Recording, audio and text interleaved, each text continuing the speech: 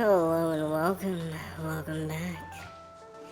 It is I, the luckiest of Lunas, here for you once again. Yes, welcome. Hello. Let's switch it up. Let's change it.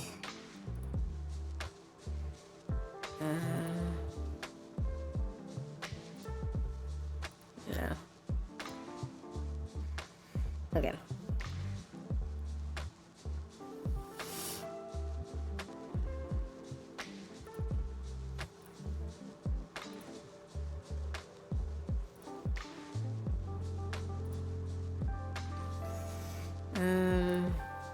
Alright.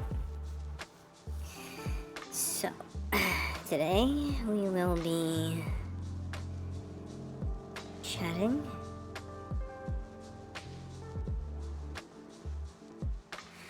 and watching some videos. I play a video game, of course. You've got to love the video games.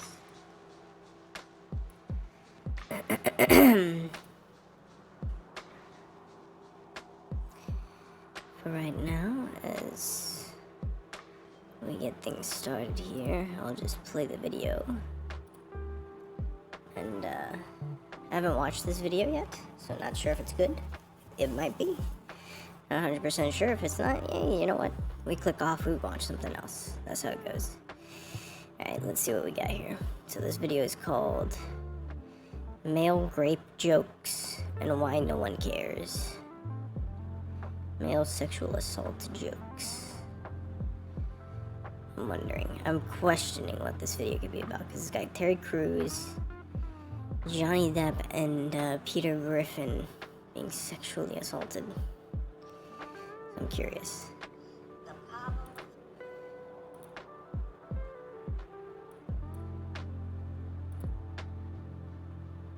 Bruh. The problem with Friday After Next is we're trying to make a classic comedy. And this comedy involves and is never funny, no matter who it happens to or what the circumstances are. You look terrible. What happened? I was raped.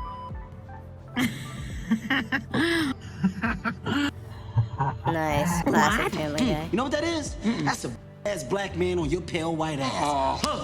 Actually, I'm not gonna sleep with you. We'll see about that. You think rape is funny? That seems. Oh, I think it's awful. Unless it's a woman raping a man. That's inherently funny. You want to explain to me what you're doing here? I came looking for booty. You came looking for sex with an underage boy? Oh, no, I ain't come looking for no little boys. I ain't got no milk, no cookies, nothing. I came looking for man's butt. A man's butt? Excuse me? I watch your TV show all the time. So you can go ahead and bring them cameras and them police is waiting outside. It don't make me no difference. Now, I tell you what, I like you and I want you. Now we can do this the easy way or we can do it the hard way. The choice is yours. Except the choice isn't yours, is it? Because therein lies the joke, right? Your lack of choice. That and the Booty Bandit's ravenous obsession with booty. Chris Hansen's booty, to be specific. It's weird. Somebody Oh, that needs was to Chris Hansen? I'm sorry, what? Oh, they have. Oh, well, more on that in just a moment. I'm sorry. I don't know why I laughed at that. We all know that there's nothing funny about abuse of any kind, right? Except maybe when the victims of said abuse are the unprotected or the unsuspected. There's a serial rapist in Houston. There's nothing funny Oh, about look who it is. Oh, wow, a butt. What is noteworthy about this particular is that all of his victims Oh, have been here it men. is. There we Enjoy go. your evening. You know what I think is noteworthy about Dave Chappelle's joke and the audience's response to it? It highlights the crux of it. If we intuitively know that rape is wrong, right? And that in many respects, it's one of the darkest ways to victimize someone. Why do we laugh? Yikes. Well, the answer is simple, right? Patriarchy is the punchline. In a strongman society, the audience has long since been indoctrinated to believe that men are not supposed to be victimized in general, right? And certainly not victims or survivors of SV. And the ones who do, i.e. queer men, trans men, black men, men of color, well, I mean, you know, it's okay to laugh at them. We always, even as kids, we come to understand that boys are not meant to engage. I still have a little bit of a cough, I'm sorry. So when you see your Runny dad nose. hugging and kissing your sister's boo-boos and patting you on the back, giving you a light-skin Band-Aid and telling you to run along, you get it. You understand. And if that sounds too specific not to be personal, it's because it is. Even as kids, we understand that boys don't cry and that they always want it. And I do mean always want it, even when they look like they don't. Today's lesson, Touchy-Feely 101. Wait, I haven't studied for this lesson!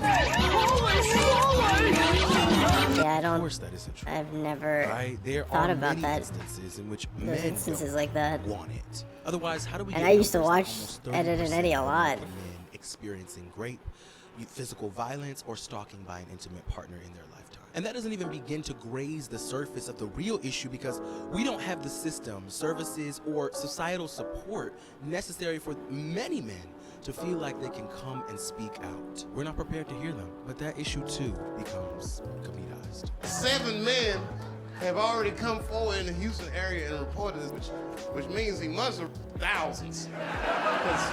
It's a tough phone call for us to make. Society don't give a fuck about male rape. There's no hotline for us.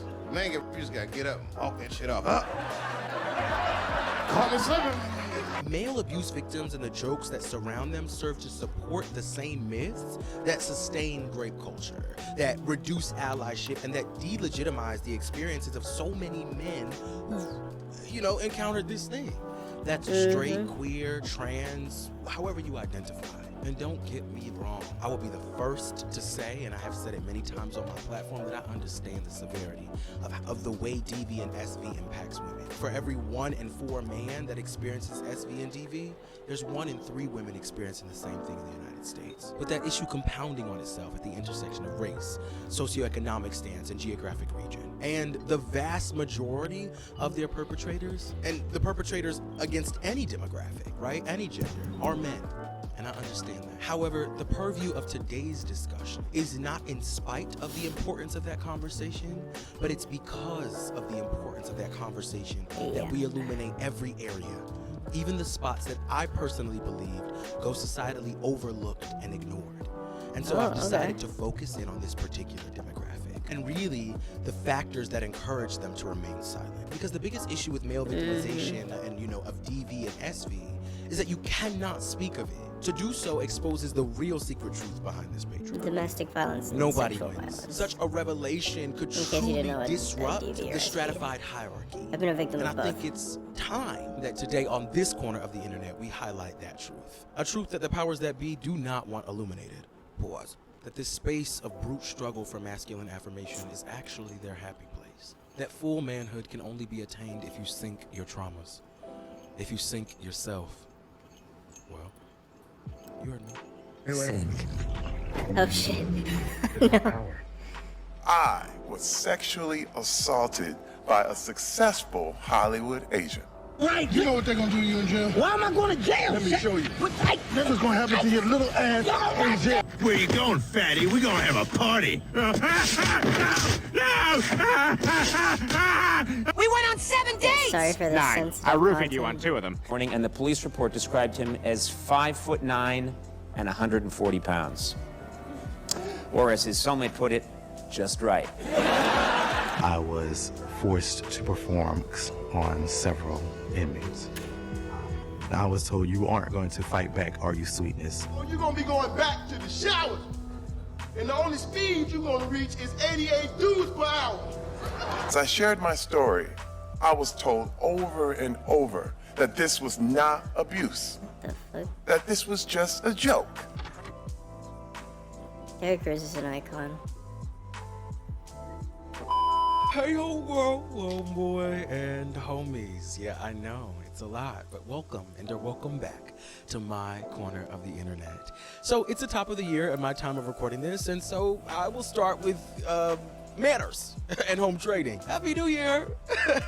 For my returning homegirls, homeboys, and homies, I want you guys to know this, and for my new people, you'll also know this as well. This year, I really want to dedicate myself and my channel to my craft. There are many things that I can do and many things that I do well, but on this channel, I find the area that delicate balance that I strike is cultural critique, and I do it in such a specific way.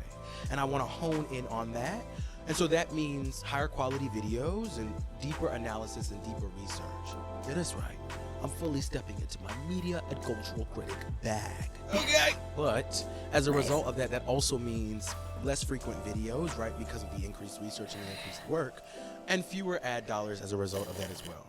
YouTube don't pay anyway, so it is what it is. But because of this, at the top of this video, I would like to encourage you. If you love my channel, if you love what I do, if you watch this video and the next one and the next one and the next one, which you will, I would encourage you to join my Patreon as a form of support to this channel. Selfishly, you'll be supporting my mission to elevate the voices and experiences of intersectional identities. but also unselfishly. You know, I'm a king. I gotta be honest with me and you. I'm a vibe. And so that means over on the Patreon, you'll get access to a variety of content that you just won't get on this channel, as I am reconstructing this channel, and so many things will be gone and moved up onto the Patreon. Now, on to the first chapter of today's video. Men dominate. Get dominated. Even when the men are the bitch. I don't know. You know, there isn't much that Cat Williams said in that now viral video with Shannon Sharpe on Club Shay Shay that I can actually publicly align myself with. It was a lot going on over there. But the unequivocal condemning of grape for any victim of any person and saying that that is not funny in any context is certainly something that I can get behind.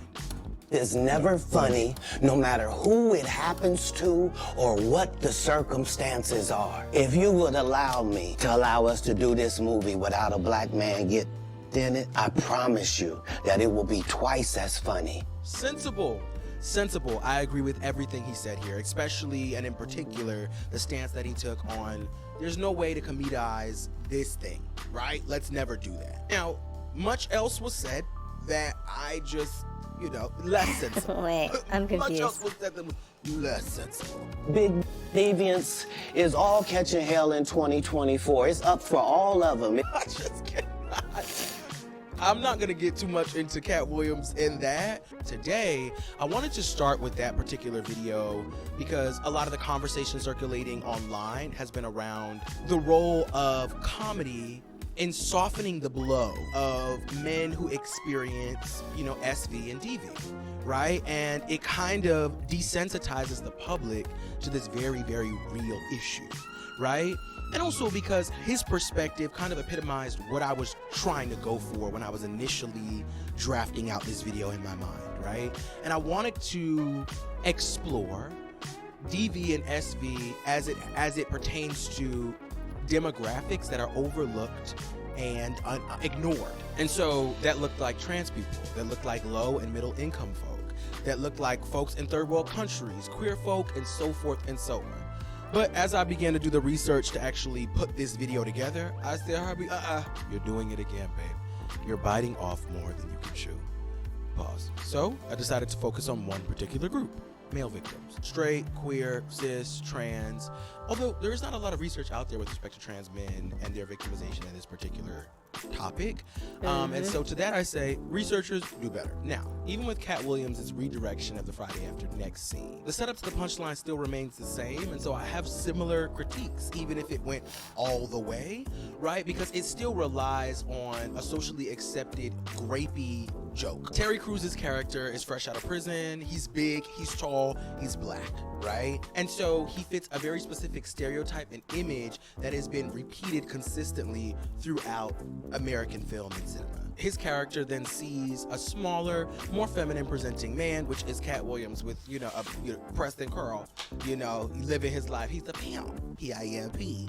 And so naturally, right, his homoerotic urge, his uncontrollable homoerotic urge, demands that he dominate that man, right? The urge overcomes him, and so he follows him into the bathroom in an attempt to, you know. Don't fight this shit. Just let it happen. Now, I know a lot of people will probably say to me like, well, Herbie, I don't get it. Like, what's the critique? The punchline of the joke is now that the assailant is the one who's being attacked, you know, as the victim defends themselves. And they do so in a funny way. You lost your mind. What the hell? Come on, you got a line ball. I guess my first issue with that is pretty obvious to me. It's placing SV in the context of comedy and humor in any capacity. It's just not funny. There's nothing funny about it, babe. And I love to laugh. And I love to laugh at things that may be seen as problematic. And so I do so behind the curtain. I try to do so behind the curtain. But there's nothing funny about that to me, ever. But even deeper than that, I feel like there are three issues that I identify within that scene that speak to much of the cinema that I've seen. It's the comedizing of prison rape. It's the homophobic equation of hypersexuality with homosexuality. And it's the racist trope that the big black man means inherently that he is sexually deviant and aggressively dominant. It's tired. You know, something I think about often is homophobia is the reason why you bitches are not getting justice. They gonna be mad at y'all. They gonna be mad at y'all. Well, just be mad. I said it, and I'm dropping the mic. Sorry, just kidding. No, I need this to tell my testimony, so I can't drop the mic. I hear a lot of overt homophobes, and obviously the invert closeted homophobes agree, right? The diet homophobes, they agree silently. I don't know why they call it homophobia. I ain't never been scared of a punk. Whoa! As a tenured, damn near PhD recipient of homosexual studies, I have a couple of choice words for you, but I'll settle for saying I don't buy it. I don't buy it. First of all, no one is saying that you are afraid of homosexuals, right? No one is saying that. What we are saying is that the notion of queerness, right? The idea of gayness terrifies you, no, petrifies you. You don't want to be seen next to it. But on a more serious note, you're also afraid of being made victim to #their whims, right? Being essayed or SV'd by a gay man. This operates as a sort of like contained fear, right? Within a particular context. And we actually grant it free range to exist within that context, right? As long as it lives within the realm of retribution, within the realm of justice, right? In jail. And see, there's a lot of issues with that. Firstly, the absence of logic here is that grape is never justifiable under any circumstances. I can't believe I have to say that. Whether it's male on male, female on male, intersex on, female. There's no context in which taking ownership of somebody's body unconsensually is justifiable. Not even in person. But also, it just doesn't make sense from a statistical space because queer folks are more likely to be the victims of this kind of crime than the assailants, particularly within non-intimate partner violence, right? But also, it confuses the real objective and goal of this particular SV, right? This activity. It's not about sexuality. It's about power. And so the notion that SV between one man and another is always about this uncontrollable homoerotic lust is a fallacy. It's a lie. And it's a lie that can create a false sense of security for straight men amongst potentially straight assailants. And an unnecessarily truculent and hostile environment around queer folk who are potentially allies. More than likely. In layman's terms, we don't want you, nigga. Damn. But unfortunately, who cares about the truth when the lie is more entertaining? Grape in this context is not only seen as funny. He's the one who famously said, I'd take a bullet for Donald Trump. Well, now that he's looking at prison time, we'll see if he's willing to take a But really, as a byproduct of the bad decisions that these criminals made. I'm, never gonna be the same. The prison industrial complex indoctrinates us to dehumanize all criminals. We already agree that they are disposable. So anything that happens to these disposable entities doesn't matter. They're not really human. They're criminals. And criminals ain't really human. Do you see how this logic directly aligns up with the approach to slaves and 3/5 human? Do you see that? We're not going there today. I just want you to sit with that. Many folks just believe it's par for the course, unfortunately. And these two ideas perpetuated largely by media, and obviously both traditional media and social media, which is the sad part because social media is transactional in that it's to feed communication, right? We're being fed things by the algorithm and then we speak back. And a lot of times when people... Hold on. Sorry, hold on. Just give me a second here.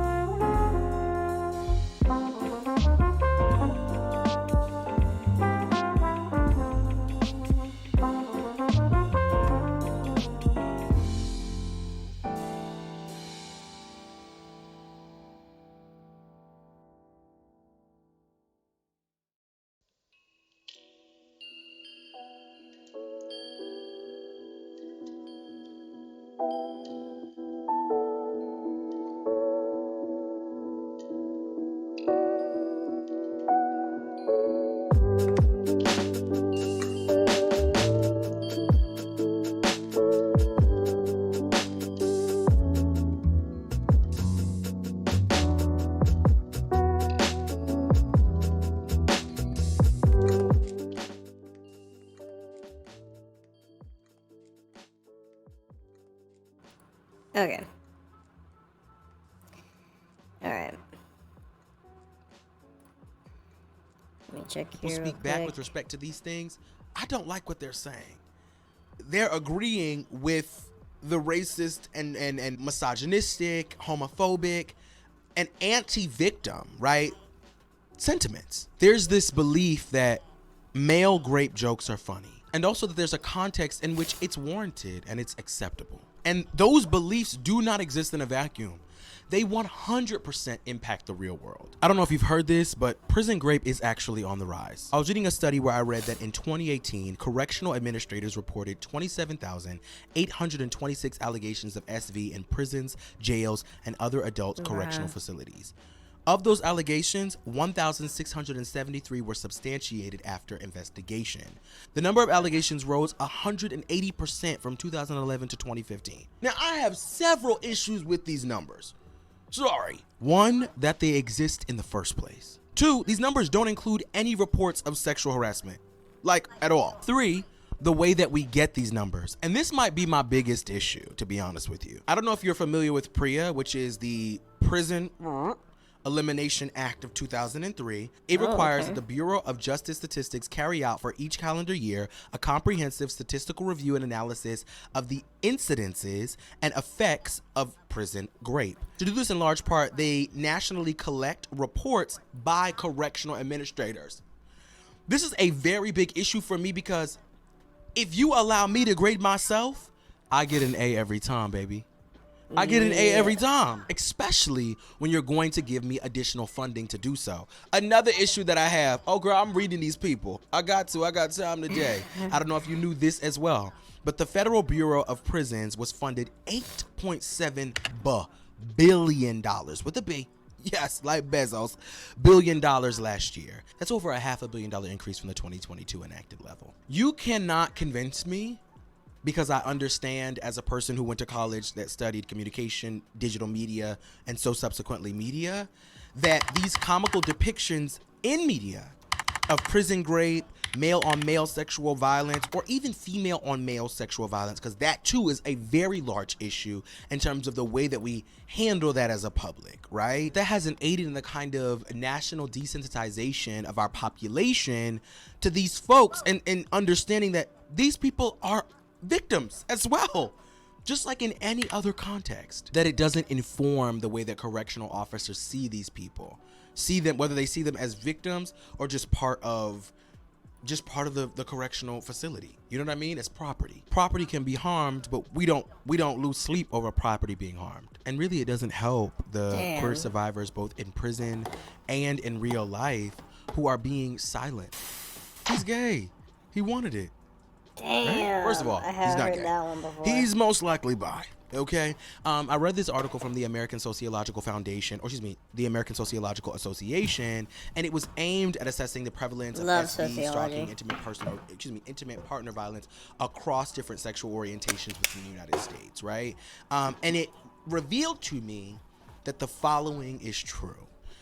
Sorry, I was about to say revealed because RuPaul's Drag Race comes on tonight. My brain is bisexual men consistently had a significantly higher lifetime prevalence of all reported forms of SV compared to heterosexual men. Respectively, for bisexual men and heterosexual men, the lifetime experiences for contact SV were 39% as compared to 16.8% for heterosexual men. For grape, 11.3% as compared to 1.1%. For being made to penetrate someone, 13.3% and 6.1%. For being made to penetrate someone while under the influence, 12.7% and 5.1%. And so forth and so on. Similar numbers exist for gay men, meaning the numbers were higher for gay men as compared to heterosexual men. But this is still very much a straight man's issue. This is a woman's issue. This is a human rights issue. And that's really the crux of today's conversation, right? Of course, I've already purchased this study, so patrons, y'all know where to find the PDF. It is important to underscore here that while many of the victims of SV are queer, and so we need to create better systems of support and prevention, right? It's safe to say that the prevalence of DL culture and homophobia, the vast majority of these assailants do not identify as LGBTQ. I had to sit down and urinate I had to face the wall to shower. I was not allowed at any point in time to have any mention of me being a man or having a... And with the continual linking of queerness to male victims of SV and DV, even for straight victims, right? Straight male victims, or for male victims who've been victimized by women, right? And with the hatred that people have, right, for all things queer and all things feminine, it makes it very difficult for men to be able to come out and say what happened to them, because you will be emasculinized, right? This linking that I keep doing to queerness, homophobia, femphobia, it all centers for straight men around this idea of being less of a man and being emasculated. And that's what happens. If something like this, if you allowed, right, something like this to happen to you as a straight man, if you're listening to this audio lead, for whatever reason, I did air quotes, if you allowed something like this to happen to you as a straight man for whatever the reason, by a woman or by another man, you're the kind of man that can be dominated by someone else, and so therefore you're not a real man. And I always say this, for men who identify, for males who identify as men, the worst thing that you can do is strip them of their masculinity, because it is in essence stripping them of their humanity in this patriarchal society. There's no space for them to exist. They don't get to exist anywhere other than within the masculine space. And so it makes it very difficult for men to come out and say, #MeToo. In recent years, we've seen folks like Terry Crews, even like Christian Keys, right? They've all recently come out, with their stories and experiences with SV and DV. Years, not one, not two, not three, more years of harassment and attempted sexual assault. And I want to air that out so bad. And of course, on my corner of the internet, likely your corner of the internet, I think you're a good person, right? If you're watching this video and you've made it this far, we praise these people because we're allies, right? And so that just means supporting them in whatever way makes sense in this virtual world, right? We all have become increasingly more connected. And so if that means I support you in the comments and just typing that, I believe you in the comments and just typing that, you know, donating to whatever funds, if people have funds, we are there and we make these people feel like it's a safe space. However, I don't feel like the vast majority of the internet and the carceral system is on their side, right? Particularly when they're coming against people in positions of power, men in positions of power. There are many folks online who don't have things nice to say, and them, respectfully, disrespectfully. But I did for just a moment want to take time to discuss the immense bravery that it takes for anybody to come forward, right? Particularly in a society that hates women, hates people of color, is anti-black, and where it understands, statistically it does make sense, but where they do understand men as assailants and not survivors, especially if you're a person of color. And so when I saw Terry Crews come forward, Christian Keys come forward, Stephon Harper, who was the person who accused NBA player Dwight Howard of SV and SA, right? I supported them because I understand the difficulty for these men of color to come forward and say their truth. The magnitude of those allegations and the weight of their words, right? And the weight that their words carry in the judicial system. Who cares about them? They make up majority of the carceral system, and that's not by accident. We are not trained to engage with black people as victims. Period. Full stop. We don't have the sociological training to understand how to understand black victims, in particular black male victims. What? That is antithetical. Male black victim, not seeing it. Villain, yes, right? And so our indoctrination does not allow us to properly investigate villain and victimhood and all of its complexity and all of its nuance. And that's really above all else what I want us to do better. In my head, that I was like, wow. Is to understand the numbers. Now, I've never seen this creator before, but I do have to say that their each situation, their right? style Critically here. Think. Hello. Critically think. But as I said in my Gen Z can't read, or maybe I changed it to Gen Alpha now can't read video, we are all cognitively declining. There is a global IQ decline. So critically think it might be not the easiest thing. but lead with empathy and you might be good. I mean, in particular for someone like Terry Crews, who himself has played who's played into that stereotype of you are the uncontrollable, sexually deviant black beast, right? And so therefore you'll do anything to anyone. You'll be the aggressor. That is crazy that's to what anyone. When he came out and spoke his truth about his experience with SV, I thought it was particularly profound. The assault lasted only minutes, but what he was effectively telling me while he held my genitals in his hand was that he held the power. He disrupts the stereotype, and it's important to have him there. I hate the argument though when Terry Crews said that. They were like, "Oh come on, oh come on." It's like, yeah, you're really gonna advocate for that shit? Oh come on. He was just like aggressively holding your fucking genitals without your consent. Come on, Terry. You're a big man. Like, that shit is fucking stupid. It's fucking stupid. Makes me fucking angry. Hold on. I'm trying to figure something out here.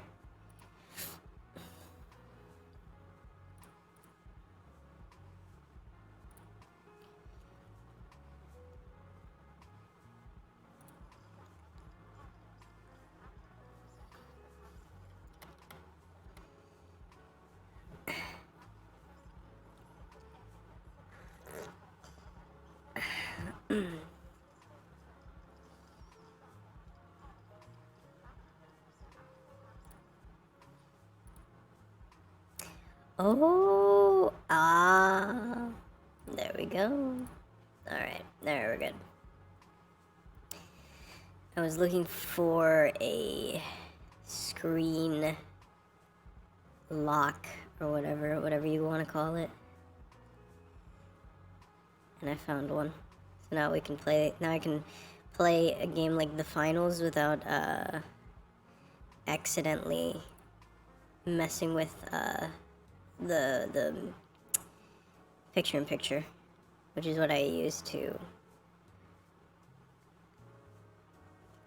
stream videos, so that way I can like watch a video in picture-in-picture while playing a game. But the problem with that is that the finals doesn't lock your cursor, which I feel like they should at least have an option for that, but they don't. So I have to download a thing for that.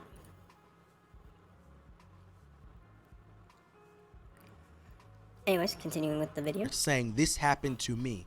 He's not any less of a man, right? You step to him and I'm sure you might find out. But this is not about that. He's a man. He's not any less of a man. He's a man. He too was victimized. And so it's important for that. And then also when I think about Stephon Harper, a black queer, I think male, I don't know how they identify. Definitely male, but certainly I don't know how what their gender identification is. But folks are not inclined to believe a sissy. Ever. Who's gonna defend and believe him? I have so many thoughts. My mind is everywhere. This video has gotten pretty long, so I want to end with this excerpt that I from the same study that I mentioned earlier today. But first, if you've made it to the end of this video, comment "End SV." End SV. It's a fucking Love you for cursor that. lock. Now, What the excerpt that I wanted to end with is the impact of all of these things on the United States. Are you fucking kidding you me? know, this is within a U.S. context. I'm sorry for anyone who's watching internationally. But it says, the impact of these types of violence can be lifelong. The initial impact of IPV, which is intimate partner violence, may require legal, housing, and crisis or advocacy services. Health impacts of IPV include negative physical health outcomes ranging from acute trauma and injury to chronic neurological and gastrointestinal and reproductive health disorders. Numerous mental health consequences are associated with IPV, such as fear, depression, post-traumatic stress disorder or PSD, anxiety, and substance abuse. SV can result in STIs and pregnancy and is associated with poorer pregnancy outcomes, right? Such as delays in seeking prenatal care, preterm birth, low birth rate, and prenatal death. As a result of the many health outcomes mentioned and their associated loss of productivity and income, the population economic burden of IPV in the United States is estimated to be nearly $3.6 trillion over a victim's lifetime. So maybe framing it like this within a capitalist society will get people to do the right thing, Like, do the right thing. I don't know. Maybe it'll encourage them. Maybe it will encourage them to do the work. Y'all are losing money, but we will not lose hope, and we will not stop fighting ever.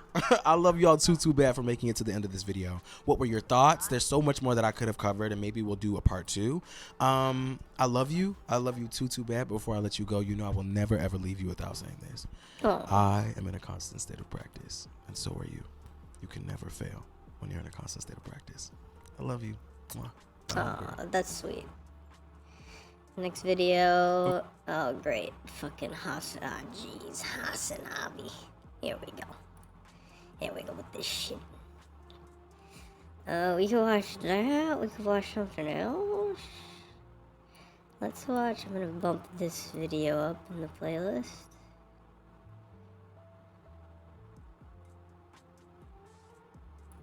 Okay, it doesn't seem to wanna fight. What the fuck? Bro.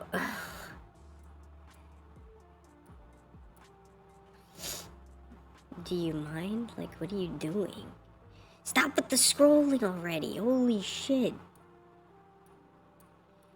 Bro, what the fuck? The word hate is a strong word to throw around on a whim, but the guy I'm talking about today, well, he deserved every last bit of hate that he received. It's Master Chef, not Master Bait. Believe me, this contestant took making mistakes to a whole new level. And thanks to his impeccable cough skills, he's managed to piss off the judges, all the while keeping all of us glued to our screens. Yes, I'm talking about the king of kitchen disasters, Tali Clavijo. I mean, this dude had a talent like no other. He could turn classic dishes into, well, let's just call whatever he turned them into unrecognizable and leave it at that. Just like what happened in episode 4 of season 3. You see, Felix had the advantage of choosing the style of food for everyone else to cook after winning the Mystery Box Challenge. The judges presented their most intimidating dishes, from which Felix would have to pick one for the rest of the contestants. While Joe obviously came up with Italian risotto, Graham presented a classic New England clam chowder, and Chef Ramsay, well, any guesses? Of course, it had to be beef Wellington. And what was Felix's pick, you ask? Well, check this out. A stunning risotto. Now, you might initially think that you went for the wrong dish, but if you've seen like 15 minutes of Hell's Kitchen, you can probably guess where this is going. Fortunately for Felix, she didn't have to cook for the round, but the remaining contestants had 45 minutes to beat the elimination challenge. While none of the contestants wanted to go home over something like a risotto, Tali came up with something that had the judges questioning where his head was even at. I think Tali is kind of really out of his comfort zone. His technique is all... Yeah, definitely way out of his comfort zone. Which is why he should have chosen to play it safe instead of experimenting like that. I mean, there's certain things that never go in a bloody risotto. Cranberry's one of them. He doesn't know when to stop. Forget about the technique, Chef Ramsay had a problem even with the ingredients he went for. And believe me, there had been some serious doubts about how it was going to turn out in the end. I'm seriously concerned. He is in hot water. Once the time ran out, it was time for the judges to taste each dish and determine the bottom 3. And here comes our hero with his version of risotto. Joe is definitely the scariest judge. He's the judge to win over. Yup, Tali believed that Joe was the key to the MasterChef title, but would the tough man be impressed by his dish? Let's check it out. I made a pistachio, cranberry, cherry, and gooseberry risotto. It sounded like an interesting combination of flavors, but not one that Joe looked ready to accept. You know what it is? It's garbage is what it is. Damn. What you did on that dish is inappropriate. It's safe to say that he found it pretty off-putting and completely destroyed Tali over it. And ultimately kind of disgusting. Given Joe's description of the dish, I thought this would be Tali's last time cooking in the MasterChef kitchen, right? As for Chef Ramsay, his reaction was even worse. If that doesn't speak volumes, I don't know what will. The famous chef simply couldn't let go of how bizarre the whole combination of cranberries and gooseberries were for a risotto of all things. The nuts, the gooseberries, already just unheard of in a risotto. That is a disaster. Yeah, for me, they'd be better off in oatmeal. Anyway, after the underwhelming performance, it wasn't surprising to see Tali in the bottom 3 alongside Dave Mack and Helen. Jot this down because it's going to be a hell of a time moving forward. After Helen was saved, the ultimate decision came down to the 2 who remained, Tali and Dave. I love Ramsay made it abundantly clear as to why Tali found himself so close to getting cut. Tali, you're not safe either. Chef Ramsay schooled him for trying to fool the judges with the odd combination of ingredients, but Tally was quick to defend himself. Sorry, chef. I just didn't. This is my first time cooking a risotto. Despite all that, the judges decided to eliminate Dave for some reason. Most everyone in the room was taken aback by the decision, but Chef Ramsay asked him to head back to his station with a little warning. You have dodged that bullet. I'm telling you, you are flying by the seat of your pants. Back on your station. However, instead of being grateful and working on polishing his skills, during his time on the show, Tally gained a reputation for conspiring with another contestant. I can't believe Yep, the cursor I'm talking lock about Ryan. is a In an cheat attempt to make software. Like, what does themselves that look even good, mean? they ended up targeting Monty for It's no a apparent cheat reason. software. So what happened is, in Ridiculous. episode 6, Ryan won the Mystery Box Challenge. And as a result, he received some advantages for the Elimination Challenge. The theme of today's elimination is fresh versus convenience. The theme of the challenge was fresh versus convenience food, and the chosen ingredients were ahi tuna, ham, and crabs. Since Ryan had to pick the main ingredient, guess what he went with? The most amazing. Crab. Additionally, he had the power to determine which contestants would cook fresh crab and which ones would work with canned crab. And what did he choose for Tally? Tally the fresh crab. Interesting. Ryan did everything in his power to ensure that Tally didn't go home. I can't afford to have Tally go home. And handing him the fresh crab was a huge part of his strategy. Anyway, cut to the challenge, and each contestant had What does that 60 even minutes to mean? scrape together something with their canned crab or make something actually That's an nice with their insane fresh thing to crab. say. And Tally was pleased as punch with his and Ryan's little plot. Ryan totally hooks me up. He gives me the biggest, freshest crab on the table. Meanwhile, Monty, who landed canned crab, saw things for what they were. I hope Ryan gets crabs. But sadly for this contestant here, it became a daunting task to handle a live crab. So it's just moving around? Yeah, it's just moving around. Like, can I beat it with my cane? Yeah, Ryan clearly wanted Christine out of the competition. I mean, why else would he hand the blind person a live crab, right? Christine, who was clearly struggling with it, even got injured along the way. But look at Ryan, will ya? It pierced me. That cunning smile. Not cool, man. Not cool. Anyway, as time went on, the judges started to discuss the contestants' progress. He doesn't know if it's a bait crab. Lack of vision, lack of Yeah, clarity. it's like an ADD cup. Tally and Helen had nothing even resembling proper direction in their dishes. But Tally thought he was nailing it. After all, his dear buddy had given him the pick of the litter. Ryan gave me the live crab. He knows that live crab is definitely much better than the canned stuff. Anyway, when it was time for the tasting, Tally presented his dish, being paprika buttered crab with saffron and watercress sauce. And the judges' reactions were insane. Sounds pretty good. Jeez, looks like a horror movie. Horror indeed. I mean, there couldn't have been a better description than that. Just look at it. Tally actually took the Yeah, best doesn't look crab very good. and butchered it beyond recognition. After the shock I'm no setting, chef. Graham couldn't figure out how, or But rather I can what, tell when it a was dish supposed looks to good or taste. not. Not Everybody seeing the can. art behind the plate here. All he could see were the crab legs sticking out of the plate in an eerie arrangement fit for an insane person. As for the crab meat, it was completely missing. Where's the whole, all the I put it into back the fin crab meat in the middle? When Joe quizzed Tally about it, guess what he said? I put it in the sauce. A perfectly good crab, fresh crab, Alright. and a pretty expensive one at that, was reduced to nothing but sauce. Tally couldn't have been more So disrespectful what are the legs to the for? judges or the crab. Based on that performance, I'd start packing my knives if I was you. Ryan's plan backfired Yeah. horribly, as Tally, Come his on. ride or die guy, stood a serious chance of going home. Come on. Despite the negative feedback, Tally The remained problem, confident in the his problem ability. with a lot of MasterChef foods, and I'm gonna get real with you right now. I'm pulling out the Arho card here. The problem with some of these MasterChefs is that they try to perform.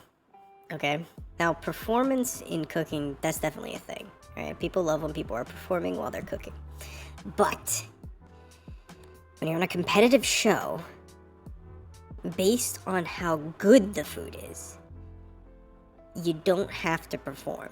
Now, being personable, being like a good personality, having you know, friendly conversation, a little bit of competitive edge to it, that's a good thing. Sometimes the villains of the show are they're villains, but they're also really good at cooking. And that's the thing. Okay? What this guy's trying to go for is what another contestant did also one time, where basically she was making some food and she did like a smear, sort of like a smear on the plate, Now, that's a technique that you see mostly in painting, and that's because it's an exaggerated form of what you would see a brush do, right? That's not something you should do when you're cooking, because smears can be classified as like gross or disgusting. Because when you smear something, it's like an ape smearing shit on a wall. You know, that's what that symbolizes. Now, it sounds cool and edgy when an artist does it on a canvas, but that's because you're not eating the canvas. But when you do that on a plate of food, that's when things get a little weird. So she was performing rather than creating.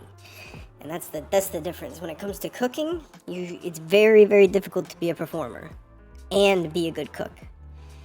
But the best cooks know how to perform under pressure, which is different from just straight up performing as a chef. Like as if you're on stage, right? And I think that's what this guy's doing. He's just performing rather than actually putting in the effort and making a good dish. That's the whole point of MasterChef, is you make delicious dishes. Now, yes, when the dishes look nice, that's a good thing. But even the dishes that look like shit, you'll have Gordon Ramsay come up to you and he'll say, you know, this does look awful, this looks bad, but you've cooked it perfectly. But, like, there was a lady that made a pie, and literally, he was like, you know, this looks like shit, I'm not gonna lie to you, but the crust is cooked perfectly. And the bottom cooked to perfection. And when he cuts into it and he tastes it, he's like, delicious. What, some of the best pie I've ever had. Because it doesn't matter how bad the food looks, as long as it tastes good and is cooked right, it doesn't matter. It doesn't fucking matter. My stuff is so good that they can't even see the potential. Talk about delusion. Anyway, once again, Tally found himself in the bottom 3. Remember how I said this was going to be a running theme? And by the way, Christine, who was actually faced with a real challenge, managed to impress the judges. Are you really blind? Yes, chef, I am. It wasn't just delicious, but it also looks stunning too. That takes some real skill, considering the person who plated it literally couldn't see. But between her and Tally, only one of them looked like it was thrown together blindfolded. Ryan tried his very best to throw Christine out of the competition, and Chef Ramsay knew he'd play dirty. To teach him a really good lesson, guess what Ramsay did? He asked Ryan to step forward and taste Christine's amazing ceviche cocktail. Yeah, he literally made him eat his words. Speaking of, the other contestant Ryan had a bit of an issue with was Monty, and she decided to push the boundaries by making a Scotch egg with a crab shell. And guess what? It turned out to be yet another complete success. It's delicious. Oh my god. I mean, the famous chef couldn't stop singing the praises of her dish. There are chefs in this town that would love to have that on their menu tonight. It's bloody delicious. Joe also appreciated Monty's dish. Great idea. Thank you. I really like it a lot. Thank you. Well, Ryan's strategy had fallen flat on its face. As always, Tally found himself in the bottom 2, this time alongside Helen. But as luck would have it, Tally dodged a bullet once again. It's times like this that make me wonder if the show is rigged. Like, how could the judges not see through his pitiful excuse for talent, right? See, I know Helen didn't deserve to stay at all, but I believe neither did Tally. Like, come on. It's not like we've never seen double eliminations on the show, and this episode totally deserved it. However, Tally would go on to stay on the show for a long time to come. But did he use that time to better himself? Of course not. In episode 7, Ryan and Tally teamed up once again against Monty for, again, no apparent reason. But maybe the group challenge they lost against her had some role to play in it. Either way, the two of them found themselves facing the pressure test. But instead of just admitting defeat, they started to badmouth Monty instead. We want Monty to go home. Some girls have like one screw loose. I feel like she has like 30 different screws loose. Why, just why? I have no idea why these two guys hated her at all.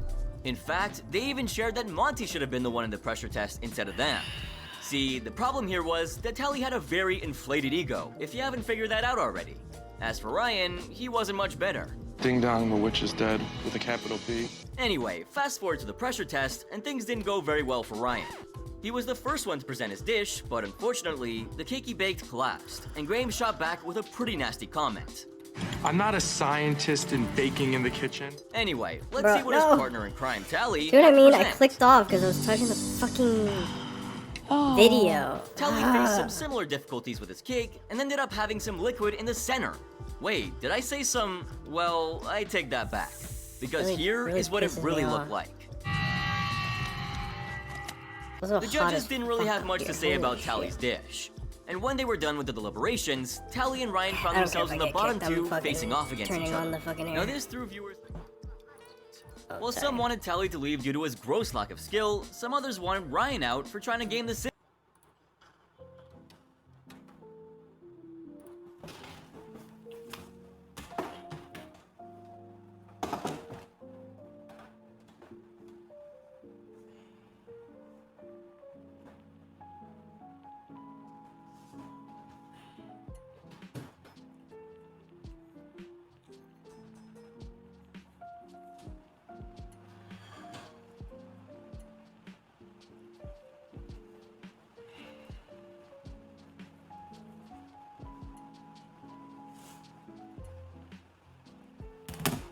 Take my fucking leggings. Not my leggings. Sorry. My joggers. Oh, fuck. Now, why the fuck did you revive me? Hmm? What do you think this is? Huh?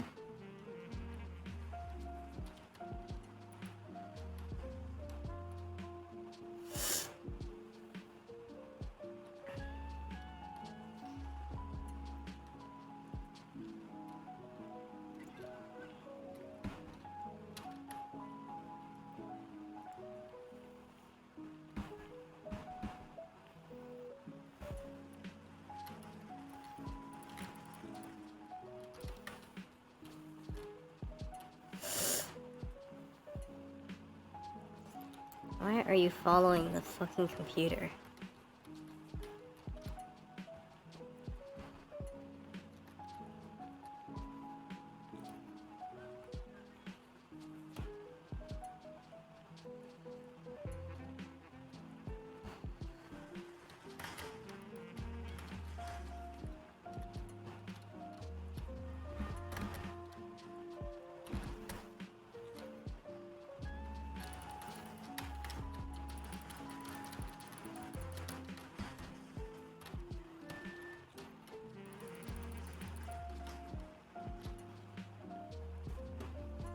Cup is too close, this phone is too near my fucking hand.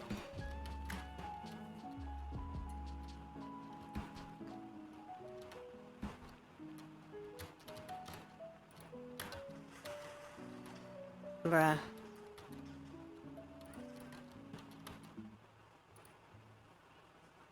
You gotta be kidding me.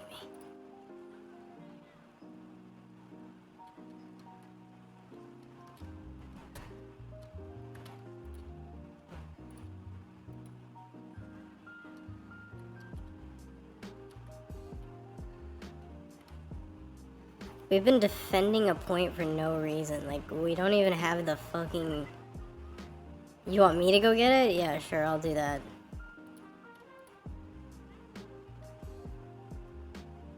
Stupid as shit.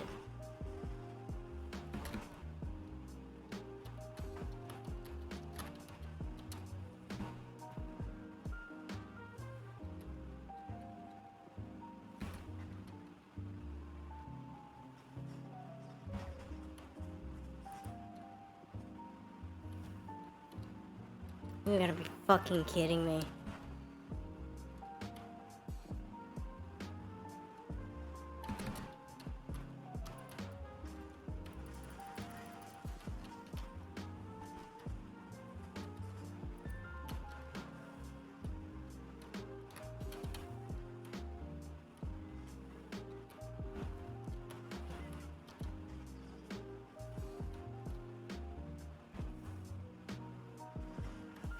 Bro, you guys suck at this game.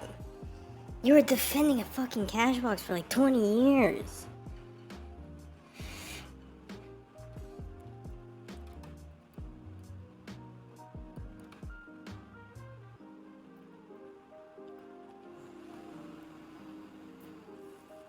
And my fucking cursor moves all around the fucking place. It needs to be locked right here. system.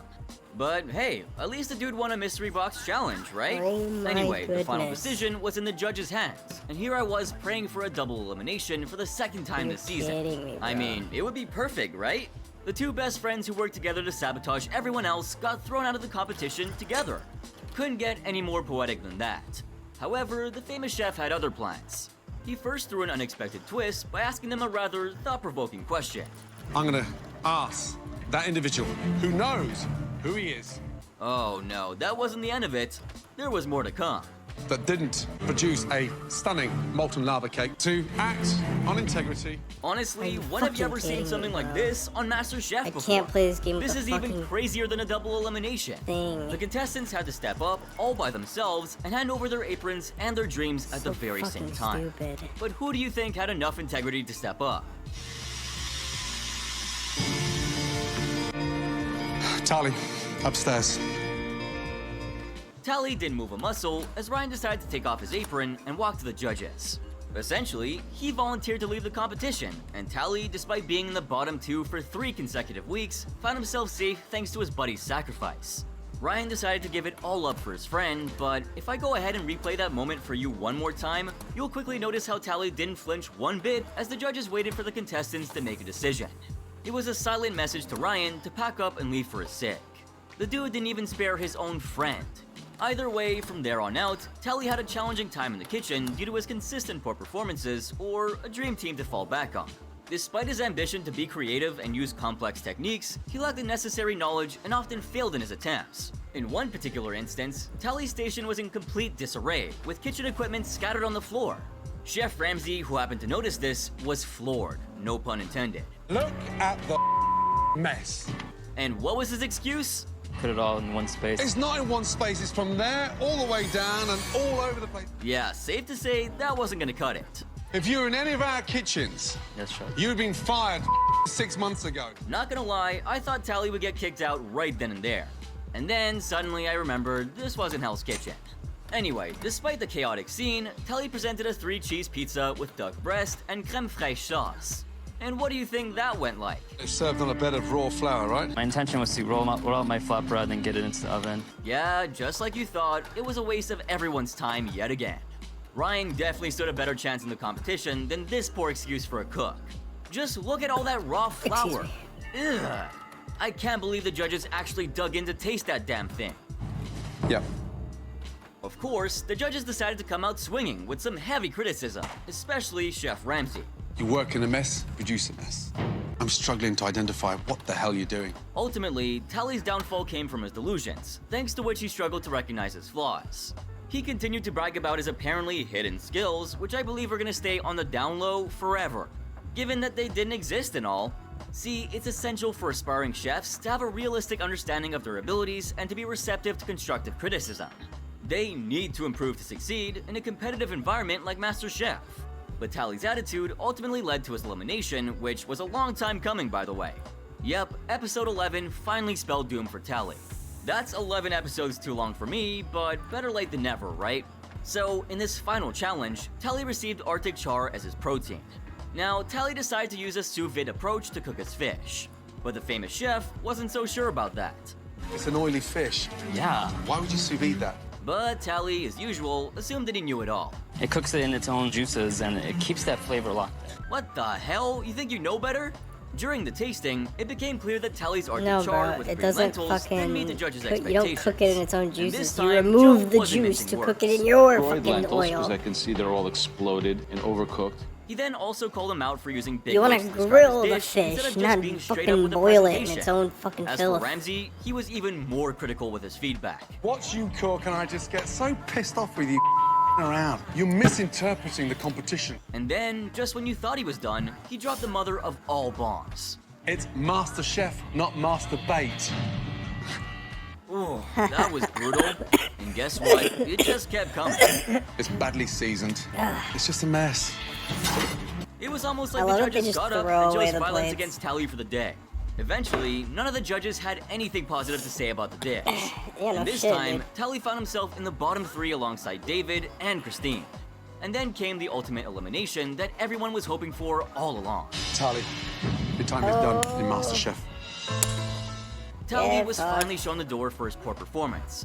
Correction, let me reword that for you.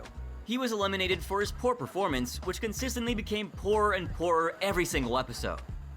Suddenly, all is right in the world. Are you supposed to put It's the clear wait? that Tally had been He put the struggling in apron kitchen for on some the time now, oven. and his elimination was ultimately for the best. I don't think you're supposed to put it there. I think you're supposed to put it on your cutting board, and you put it on the oven. It was That's almost like a dangerous, train wreck that actually. you just couldn't I look think he's away trying to from, burn right? down The Master. They judges give and them all of us giant alike cutting were left boards. I scratching don't know their why heads they at put it how on the someone oven. could be so clueless in the kitchen and yet so full of themselves. Despite several chances to turn things around, Tally just couldn't get his act together. But hey, let's not be too harsh here. Even though Tally was a total disaster as a home cook, his presence on the show taught us an important lesson.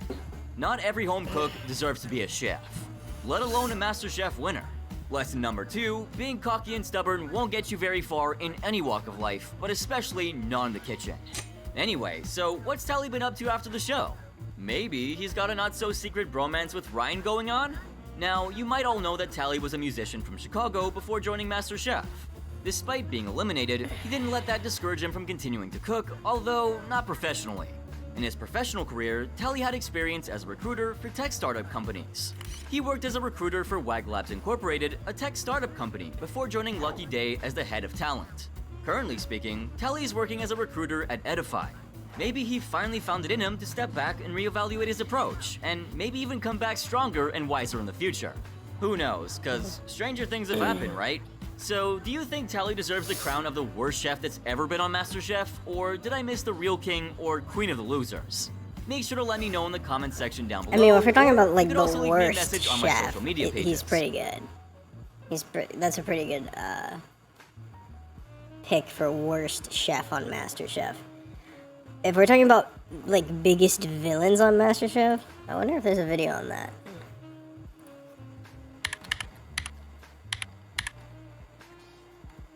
Shit, no.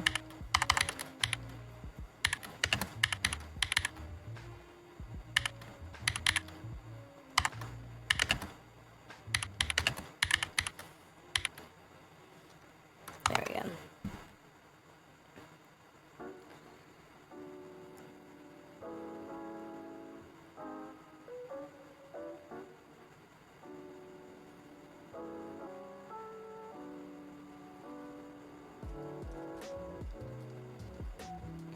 Bro, I don't... Bro, it's Leslie, bro.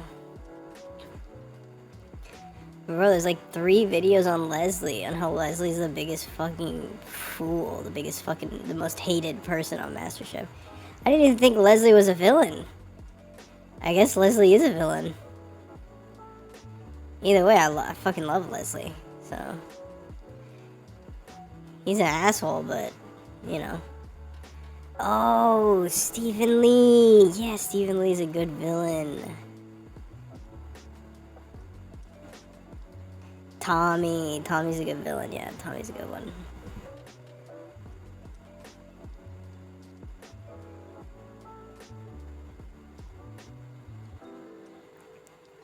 Yeah, it seems like Leslie is the most accredited villain in MasterChef, which is interesting.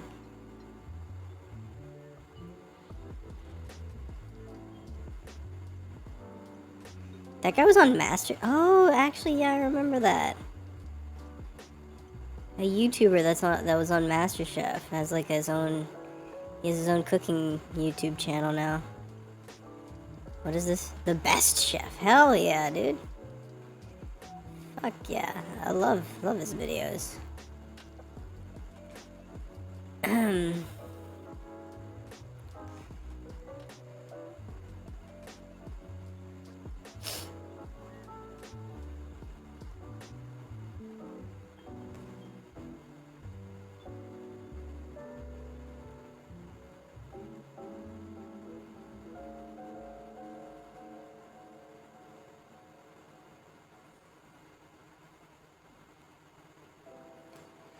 Okay.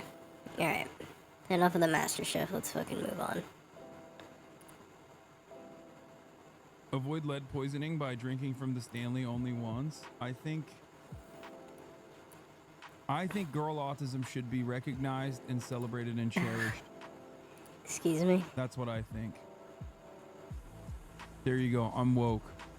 All right, let's get, speaking of girl autism, let's see what Chaya Raichik had to say.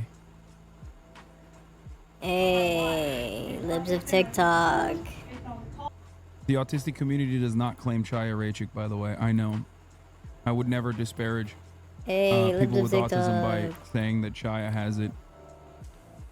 If she does, she has the bad kind. You know, like her hyperfixation is trans people rather than like trains or something, which would have been way more productive. College campuses, it is in the workforce, it is in the streets, it's when you go to the store. I mean, like, you can't do anything in peace without this wokeness being shut down. This wokeness. Yeah, it's wherever you go, man. Wokeness is being shoved down my fucking throat. That's so awesome. Who's doing that? We've seen your fridge. We know which side you're on. What? When your therapist says you have Wait, what acute is it? autism, aw, a cute one. Tasty. I do. How do you define wokeness? Wokeness is the destruction In of control, delete. and What is a lock? Oh, that's not. Fucking No, they're laughing at her. They're laughing. No. They're laughing. Stop laughing at her. No. Don't do that. Wokeness is when you make me feel bad. No, don't normalize it. No. This is fucked up, dude. I'm logging my calories, by the way. That's wokeness right there. Back to my usual ways of logging my calories and making sure I'm eating right.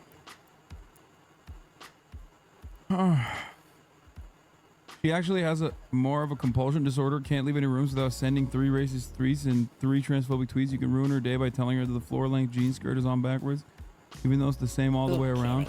I'm not gonna lie. I've been seeing the fucking floor-length jean skirt everywhere nowadays since I made fun of her. And maybe she was ahead of the curve on that one, except the fact that it's like very tight on her. Like the jean skirts that I've seen that are floor length are like very long and also kind of very baggy. A lot of hipster chicks are wearing it. What app do you use to track your meals? I use MyFitnessPal and not what is it, Macro Factor or whatever that that Jeff Nippard uses. He's the GOAT.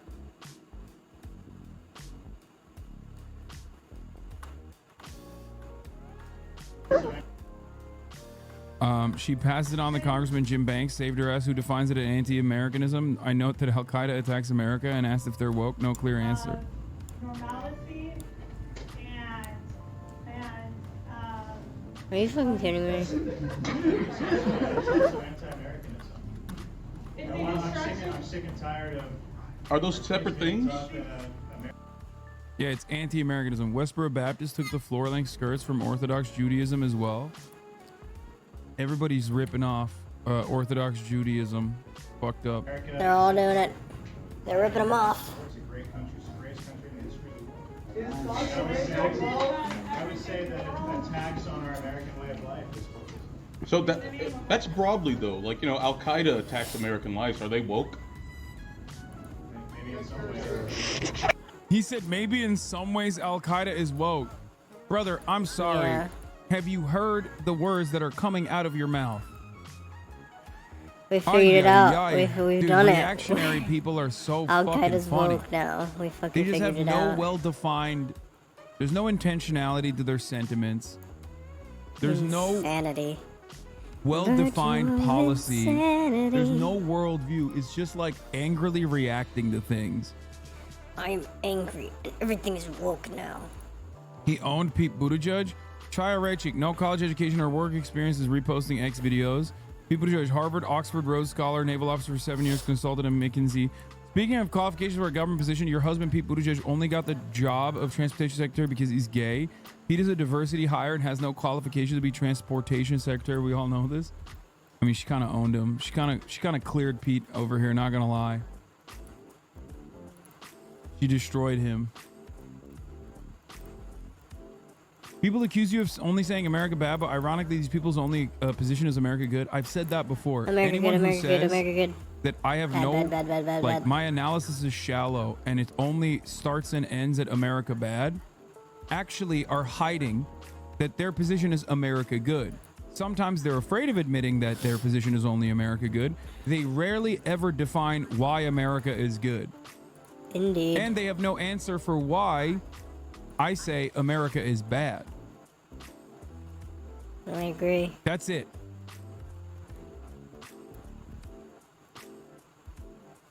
And yes, liberals do this shit as well, for the record. Liberals do this shit a lot. They've been doing it way more as like the American empire reaches a level of decay that makes it impossible for us to avoid. I already ran the top of the hour ad break, so please don't fucking react when I say avoid. But that is the reality, okay?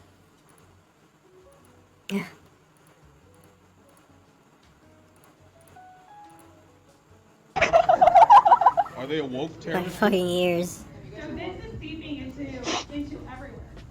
It's in our schools. Like just a couple weeks ago, the governor It's in our schools now. This is what I mean when I say there's nothing It's in the arguing against schools. intellectually. This is not an intellectual movement they're a part of. At one point, she asked people to raise their hands if they were a part of the anti-woke caucus she describes as the most base caucus in Congress. If anti-woke means anti-America, then it's just pro-America. Like I said, this is an intellectual movement. Meaning you have to be an intellectual to understand that the woke mind virus is actually just conservative talking points.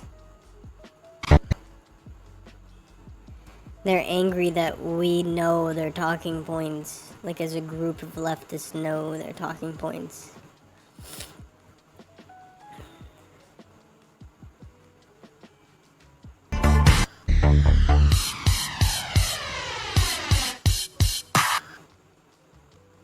She's really not that hot. Ban. Take a second off and reconsider your false A beliefs. second. Your anti-Semitism jumped out, sweetie. Okay? Let's A check ourselves second before we off. wreck ourselves. Let's do better. As a Just- community, we have to do just a better. sec, You're being just take a anti-Semitic right second, now. think Okay? about what That's you're what it saying. is. It's like when people hate LeBron, it's because they're anti-black. And they don't, even black people. It's really sad. When black people are anti-LeBron, I hate it. I hate to see it. I hate it. I Internalized block them. anti-black I turn them sentiment away. coming out of chat. I no longer talk to them anymore because how dare you? Yeah, you're gonna sit your Gentile ass down and listen, okay? Just sit there and you're gonna fucking listen. You're Abby's gonna like fine. it. She's our problematic faith. She's not even problematic. She's right. Mothers should prioritize their babies. This is such a funny take. It's like, who the fuck thinks the opposite of this? Like, where are the mothers that are like, fuck actually, you my should just child, leave I your hate child my baby. in the fucking middle of the road. That's classically Abby. That's right. Classic. You gotta love it. Women need to fulfill their potential. What? What does that No! Woke left destroyed, dude. mean? What do you mean? What is the potential? Babies need to wait. That one went too fast. Babies need their mothers to thrive. Okay, who's saying otherwise? It's not feminist to tell women to postpone their dreams. Who said I was a feminist? What? Bro, she's not hot because she literally has Ben Shapiro's face. Okay, counter. She's counter not argument. hot. That's what makes her hot. Fem Shabibo. Oh shit. Oh fuck. We figured him out. We figured People him out. unironically say this He and said then the thing we were all fucking stand thinking. Brett Cooper. I don't want to hear it. Okay? Oh, I'm sorry. You mean You Fem like Fem Shabibo? Shabibo when she's Christian. You don't like Fem Shabibo when she's Jewish. Once again, I rest my case. The anti-Semitism jumped out. Exactly. We fucking got him. She does not look like Ben. She's her own woman. Thank you. You're right. She's her own woman. She doesn't have to No, that's aspire to Ben Shabibo's. Many of you love Brett Cooper, who also is another Ben Shapiro. I can't even say his name. Right now. Ben Shapiro. Shapiro female variant. Okay, that's it.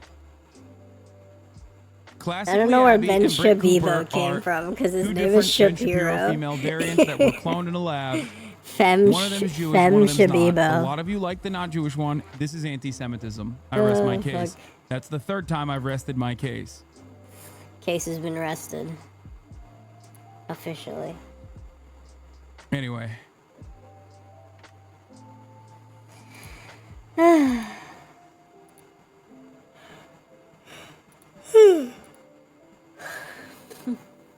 No spoilers, but you're in this meme.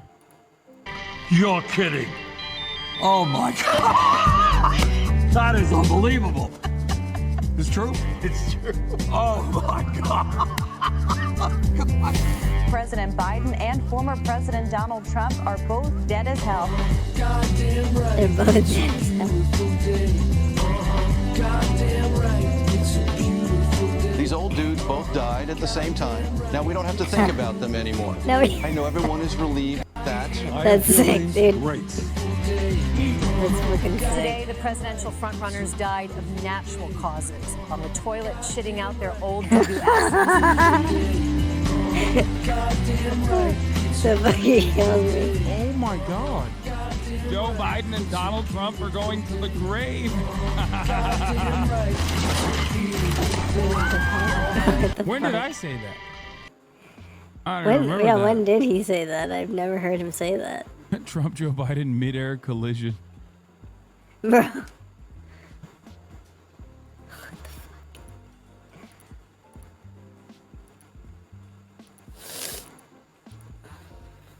Dispatches from the good timeline.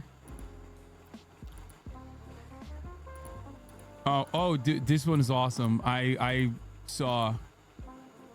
Imagine waking up after being shot and the first thing you see is Steven Seagal pretending to be a doctor. Steven Seagal visited the victims of the terrorist attack at Crocus in the center of Pirogov. The Ministry of Health told RIA Novosti. He thanked the doctors for their work and wished the patient's recovery. Dude, what do you mean? Dude, He's been a that's doctor for insane. 35 years. I've been a doctor for 35 for years. 35 years. Dude, if I got shot at a terrorist attack And Steven I Seagal woke up didn't to show Steven up, Seagal I'd be staring at fucking- me, I'd be I'd like, be did I crying. go to heaven? I'd Am I cry. dead? And I'm in heaven now? Because this is how I imagine heaven would be like. Okay? This is the sickest thing that could ever happen. Where mama That's the at? sickest shit. Where the doctor at? Just kidding. I'm the doctor. The doctor I'm of the Punani. doctor. Me I'm want the the doctor. Punani. You thought you were the doctor, but I'm the doctor now. Son I've of a been doing bitch, surgery bro. for 35 years.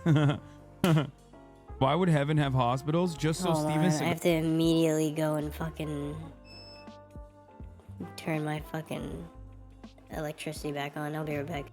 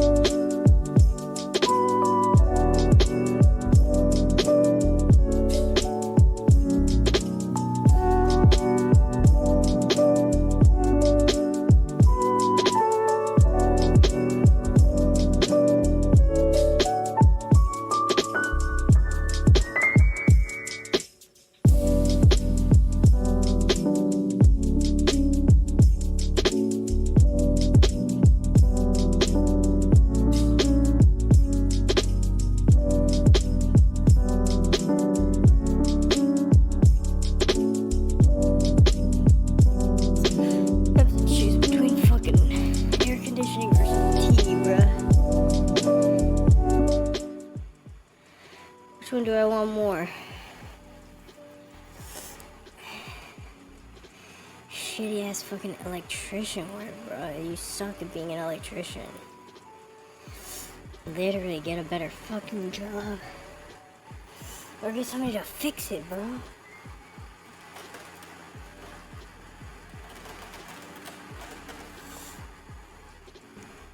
Like, literally.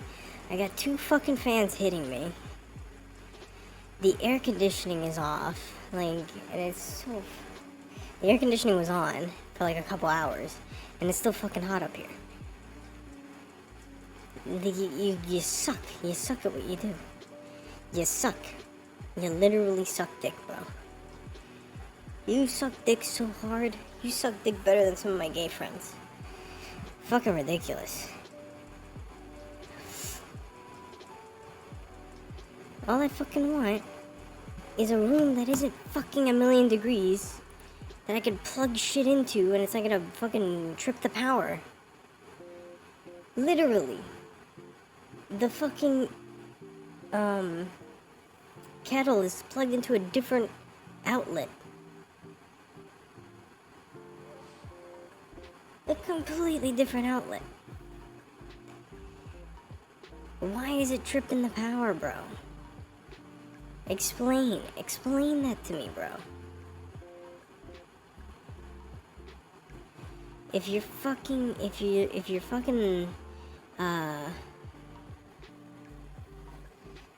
upstairs fucking electrician work doesn't allow for heating and you need heating elements, maybe just fucking, I don't know, like, put a fucking actual ventilation system in the upstairs so that, you know, we don't have to use a million different fans in a room with 2 fucking computers and a bunch of consoles. Did you ever think of that? No, you didn't. You just fucking built an entire upstairs where people spend hours up here, and you decided, well, actually, we don't need ventilation up here. Just use a fucking just use a fucking fan, a space, like a space heater and a couple fans. Like, that's the stupidest shit. That's why this place is fucking torture. Actual torture. And then they expect me to keep the door open so that they can hear every fucking thought I have. Like, I don't want you to hear me fucking complain about your idiocy. Your actual stupidity. Keep that shit to myself. Thank you very much. I'm gonna go plug in the air conditioning now since my fucking tea is done. Stupid ass shit.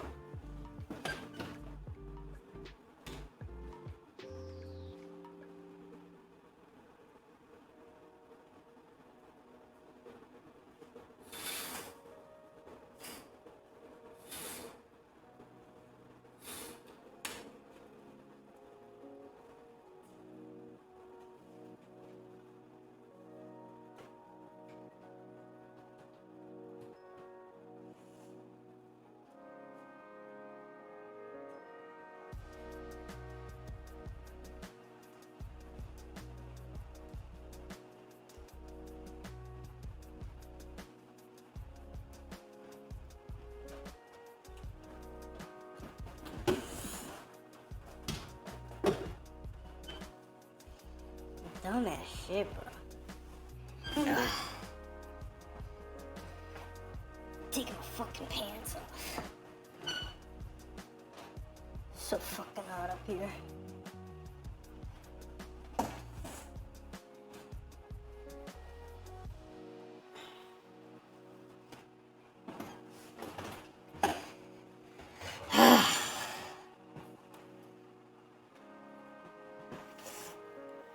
Legitimately the stupidest shit. It's cool though. This week, baby. This week.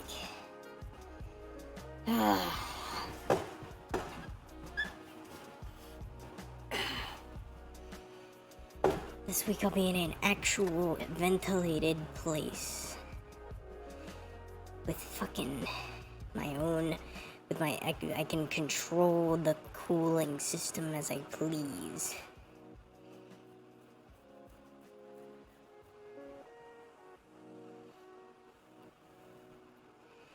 That apartment's gonna be colder than the fucking bowels of Nordic hell.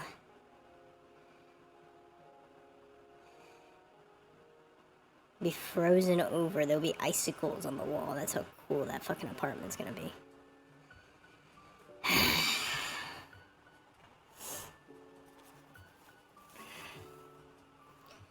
So much effort. So much fucking effort. Where is the air on this thing?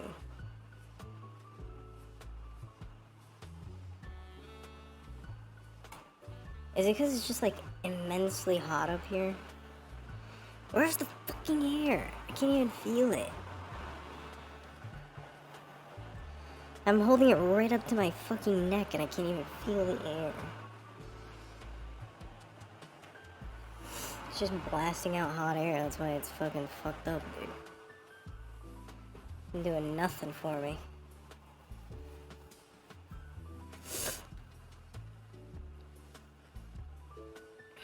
Gal could be a doctor there, duh. Hello, asked and answered.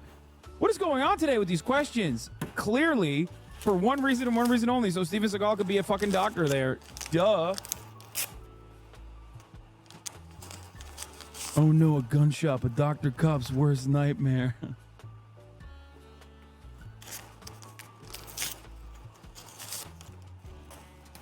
Oh my god. Okay, here, we'll play it for a second. So them send for lay the sock, I don't know my raw.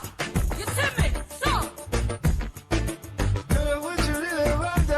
me want the body if you make me feel nice. Why? Tell me what you really want all night. Me want the bananas in my Oh, Jesus Christ, dude. Yeah, that is a real sexo moment right there.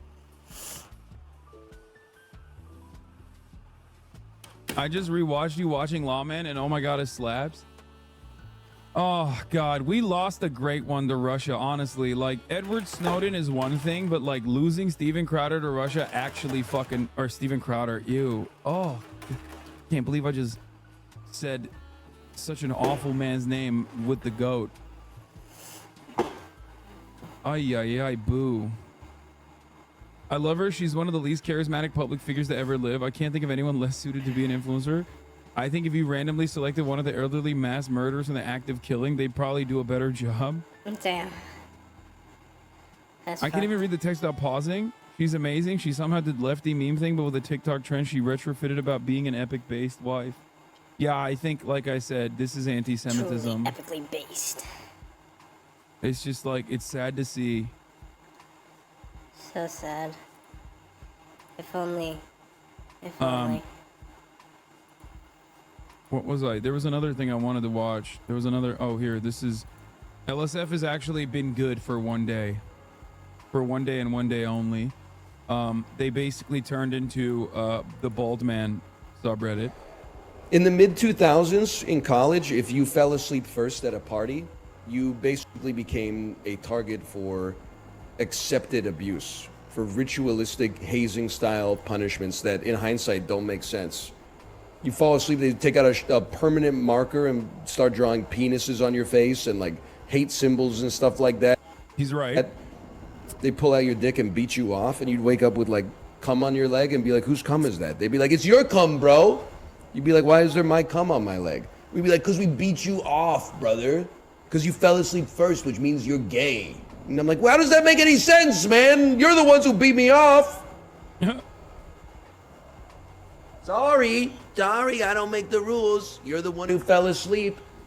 You made the classic party foul of falling asleep. Except Northern Line didn't want him to do it. Yeah, no shit. Of course he didn't want him to do it, because the subreddit is an awful place normally. What the fuck? I understand why Ryan Libtard, that's his last name by the way, wouldn't want such a based and epic subreddit to change to a subreddit promoting him. Yeah. Yeah. Ryan Get Libtardo, him. which is French for libtard. He's getting away. Bet you guys didn't know that, huh? Rip his legs off. Stop using balds for your PR. Northern Line is problematic, dog. That's one of my favorite clips, dude. Come on. I should have had him. I just like. Dan, it's you and me against the world. Okay. I took one. No. One is like kind of right here by orange, I think. Just camp in a corner. I'm coming to you. Got one. Got the other. Full tear. Last one's right here. Oh wait, you gotta.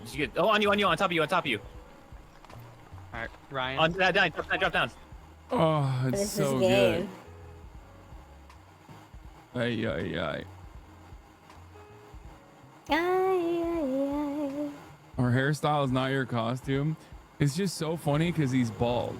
It's extra funny because he's bald. Because like, It's funny 'cause technically he's he bald. could. You know what I mean? Like it makes it way funnier that because you don't know if he's. You don't know. If you don't know anything about him, you look at that and you're like, oh, of course this guy fucking did the SS symbol.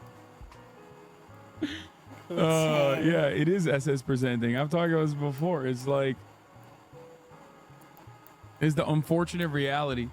All right, collab when? We almost did it the other couple weeks ago, and then he was like, I'm not gonna do it because I'm Ryan Libtardo. Hello, and you're too epic and based. That's what he said exactly. Yeah, he's SS coded. All right. Another Felix Biederman take. This podcast really comes alive when Bill has any woman that he's even somewhat horny for on. His demeanor turns into this combination of an 8th grader who's nervous and a guy who just killed someone and is trying to. It doesn't even matter. Everybody's switching their sexes constantly. No, I'm not kidding. I mean, I'm kidding about that. So but loud. People do switch sexes a lot more than they used Whoa, to. Lust there's a lot of Goddess is trends, free. I always see So that it's in the mixed paper over- about it's got a somebody mixed who has overall switched their review. sex, which I'm all. If that's what makes you, I that's wonder not what why. blows your dress Bad up. bitches all the way. Who? Yes. Bad bitches. Fat bitches. Why Bad would- bitches. Oh, bad bitches. Bad bitches. Be who you are. Yes, claps. Right. Claps. Makes me happy. I mean, I think there's some money to be made in some sort of exchange. Is he with smoking everyone weed? switching, where like, if you need a penis, take a penis. If you have a penis, give a penis. Like. That's such a banger joke, man. That's genius. Oh God, Did you we're come gonna up get with you that this yourself? pussy. Okay. Oh no. Some exchange. Maybe Bitcoin could be involved. You could, Oh my God, it's so What is bad. what is he saying? He's trying. Oh What is he God, trying to say Bella Thorne here? is looking less thorny. That's Bella Thorne? It doesn't even matter. I didn't even know that Hassan, that an was advice Bella for the future: Thorne. don't turn into this. What fucking Bill Maher? Yeah, no, I don't think I will. Let's talk about my favorite Bill instead, and not Bill Maher. For every one Bill Bill Maher clip, Nye, I will the always show science you guy. a Bill Burr clip. Comedian Bill Burr appeared on The Breakfast Club a few days ago. He was telling a story of how he had to deal with a cock-blocking dude while he was trying to get with a woman who is now his wife, and Charlemagne made one too many gay references, and Bill had to roast him. So, It's Bill Burr. hold on, you back gotta on clear Bill that. Burr. I would be clear about that. You didn't date the guy, or nothing. did you? No. I just want to make sure. Is it the first one? When When you guys gonna when are black people gonna let go of this homophobia? You always gotta check. Like, what are you doing with your manicured eyebrows? Like, I'm fucking gonna sit here and act like you're all good over there. Like, you don't swing a leg over the fence every once in a while. Like, hey, wait a minute. Look, you got fucking sandals on and white socks. You look like you just came from a steam room. John Me? Travolta. Yeah.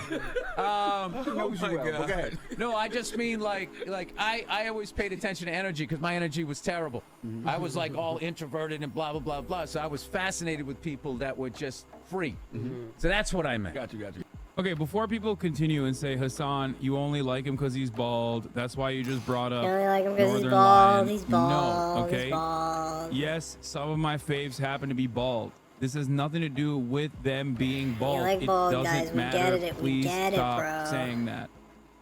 Okay?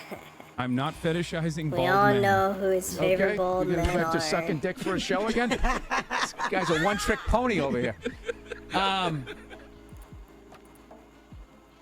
It just happens to be that they're funny. It just happens to okay? be that they're bald. I mean, there's nothing else about it. Don't know Stop why. saying I'm a bald we keep chaser. bringing I am this not a up. bald chaser. I do not fetishize the bald. Bill Burr isn't bald. He has his hair on the clear setting. Yeah, Bill Burr actually could grow his On hair the out if he clear wanted setting. to. Bill Burr's never been bald. We This all could know have it. been you. These two started shacking as soon as I got in the hot tub. Nice. Excuse me. They started what? Not all balds are funny. Some of them are cops. Dude, stop sending me the Eric Adams Breakfast Club Some clip. balds I are already cops. watched it. The entire Eric Adams. I watched the whole thing. Okay, so Marvel has officially. Hey, wait a minute.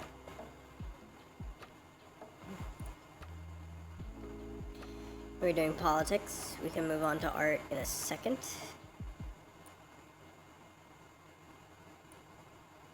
Bro, YouTube, stop doing this shit. What the fuck?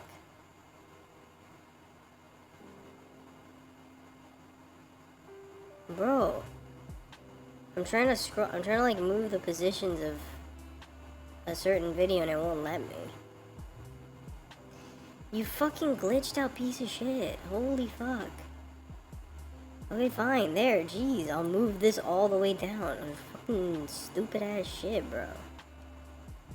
Stupid ass fucking shit.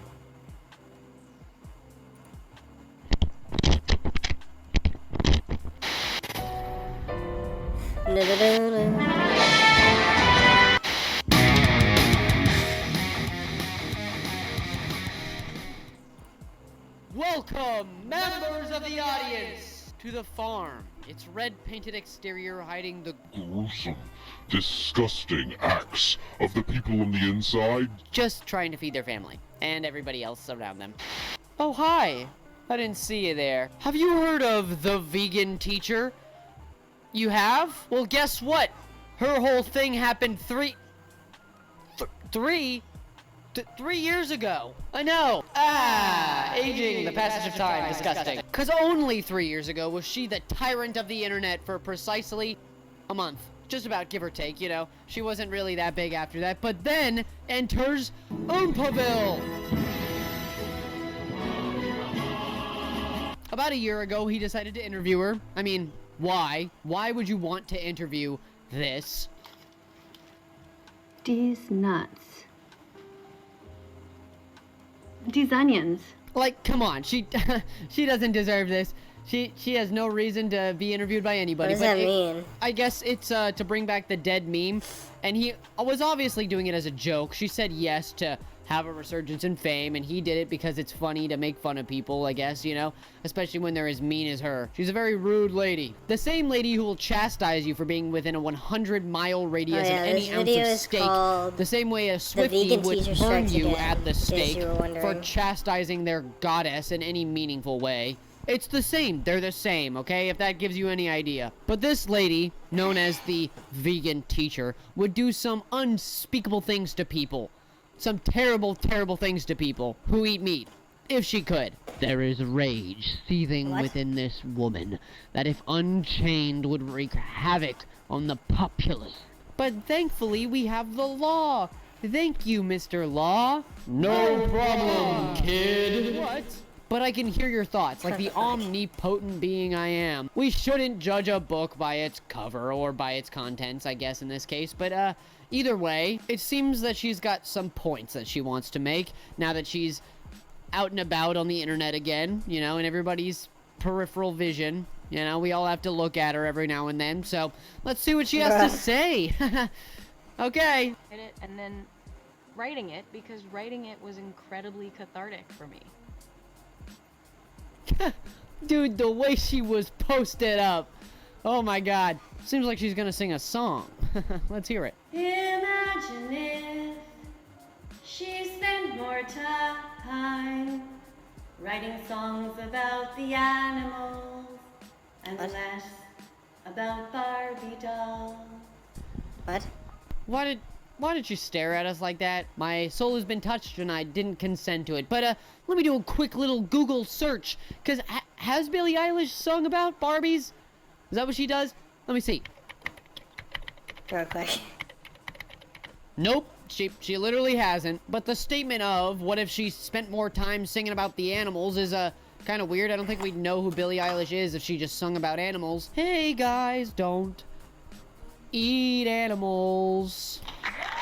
I love that Billie Grammy. Eilish song. But the statement of what if she spent more time singing about the animals, we all know how that went. All jokes aside, this is a strange opinion to have, a strange stance to take, Miss Teacher, to go, oh yeah, nice song. But what if you sung about animals? Like, there's no way you can be that media illiterate. Like, okay, let me give you my stance on veganism as a whole. I think it's great. If that's what you want to do, that's awesome. There's no reason you should want to force that onto other people. The reason the vegan teacher is despised by so many is because she is actually an abrasive person about her beliefs. And the vegan teacher, literally can I call you allergic Miss to Teacher? meat. Can I? She is I don't think the obviously vegan teacher's media allergic to illiterate, meat, which is a because big usually the buzzword that's people going that around right now. And the big overarching fight meaning, the if you don't know what it is, hardest it's for that you animal are rights, incapable of grasping the bigger meaning or reason of something being in media are for its vegan reason to be because popular or of, like, a otherwise. You moral know, to reason. watch a movie with a serial killer in it and go, oh, why would that guy write about a serial killer? I bet he's a terrible person because he made a villain in his story. That would be extremely media illiterate. And the way she is media illiterate is in the way that she sees Billie Eilish talking about her song, and she takes this and goes, oh, you know what she needs to do instead? She needs to have more meaning to her songs, which is my point of view. My point of view means more than her song, even though her song that she's talking about meant a lot to a lot of people, more than my movement has ever even touched. Yeah. Media literacy. That all babies are born vegan and that we should help to maintain their vegan virginity, not to, it's a concept I came up with. You know, you have an orifice here that you don't need to put any animal products inside. You could let your children decide when they're older. You can give them healthy vegan foods because you can be vegan from the time that you're a baby all the way till the time that you're old. You just gotta be a little bit smart about it. Can you even say that word on the tube? I That's guess we'll insane. find out. So vegan virginity is a concept she came up with herself. Yeah, it must mean it's true, right? Right, Miss Teacher? Right, Miss Vegan Teacher? Starting to sound a lot like those alpha bros. Those who prove themselves right with their own ideas more than anybody else, who probably eat more meat per person than anybody on the world because they think it makes their testosterone go up. You've gone full circle, to the point you have much in common with the people you don't like at all, the people you hate. But the concept of vegan virginity is very absurd to me. She said this on her Oompaville podcast interview, and she talks about it more on her TikTok page, and I'm pretty sure she has an entire video about it on YouTube. Which, by the way, she has a YouTube channel.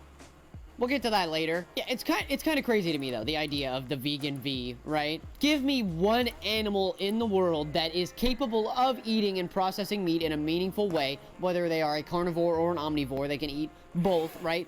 Give me one animal that can, and when they do, it is actually worse for them than if they did not. Do you have one? Because I don't. Now, eating too much meat is bad for you. If you ate too much red meat, you will have bad things happen to you. You will not be healthy. Yeah, that's just how that works. But a balance is great, because being a vegan can be extremely healthy. It can be extremely unhealthy as well if you don't know what you're doing and if you don't know what you need to do, right? And you don't know what you need to eat and what vitamins you really are missing, what amino acids you really need, stuff like that. If you don't really know what you need, amino acids. I'm then actually being a vegan allergic can be to very that unhealthy. But specifically. if you are a vegan and you know how to get the proteins you really need to, and if you lift weights and if you exercise, you need to know what you need to put in your body to be good at doing that. That being said, I think that means that I have too much amino humans acid in were my not body. made to be vegan. No matter how many times she says it, it isn't true. And being vegan is great. If you want to do that, I support you entirely, unless you're the vegan teacher. She needs to grow up. She needs to grow up. But as a human, you are made to be able to process any edible material, right? That is the point can of eat being anything. an omnivore, which if you don't know what that means, it means you're capable of eating both plants and... But I will say we have more herbivore teeth than we do carnivore teeth. You have 2 sets of top and bottom herbivore teeth, 1 set of carnivoric teeth. So, that being said though, you are allowed to eat anything. Also, the positioning of the teeth is important as well.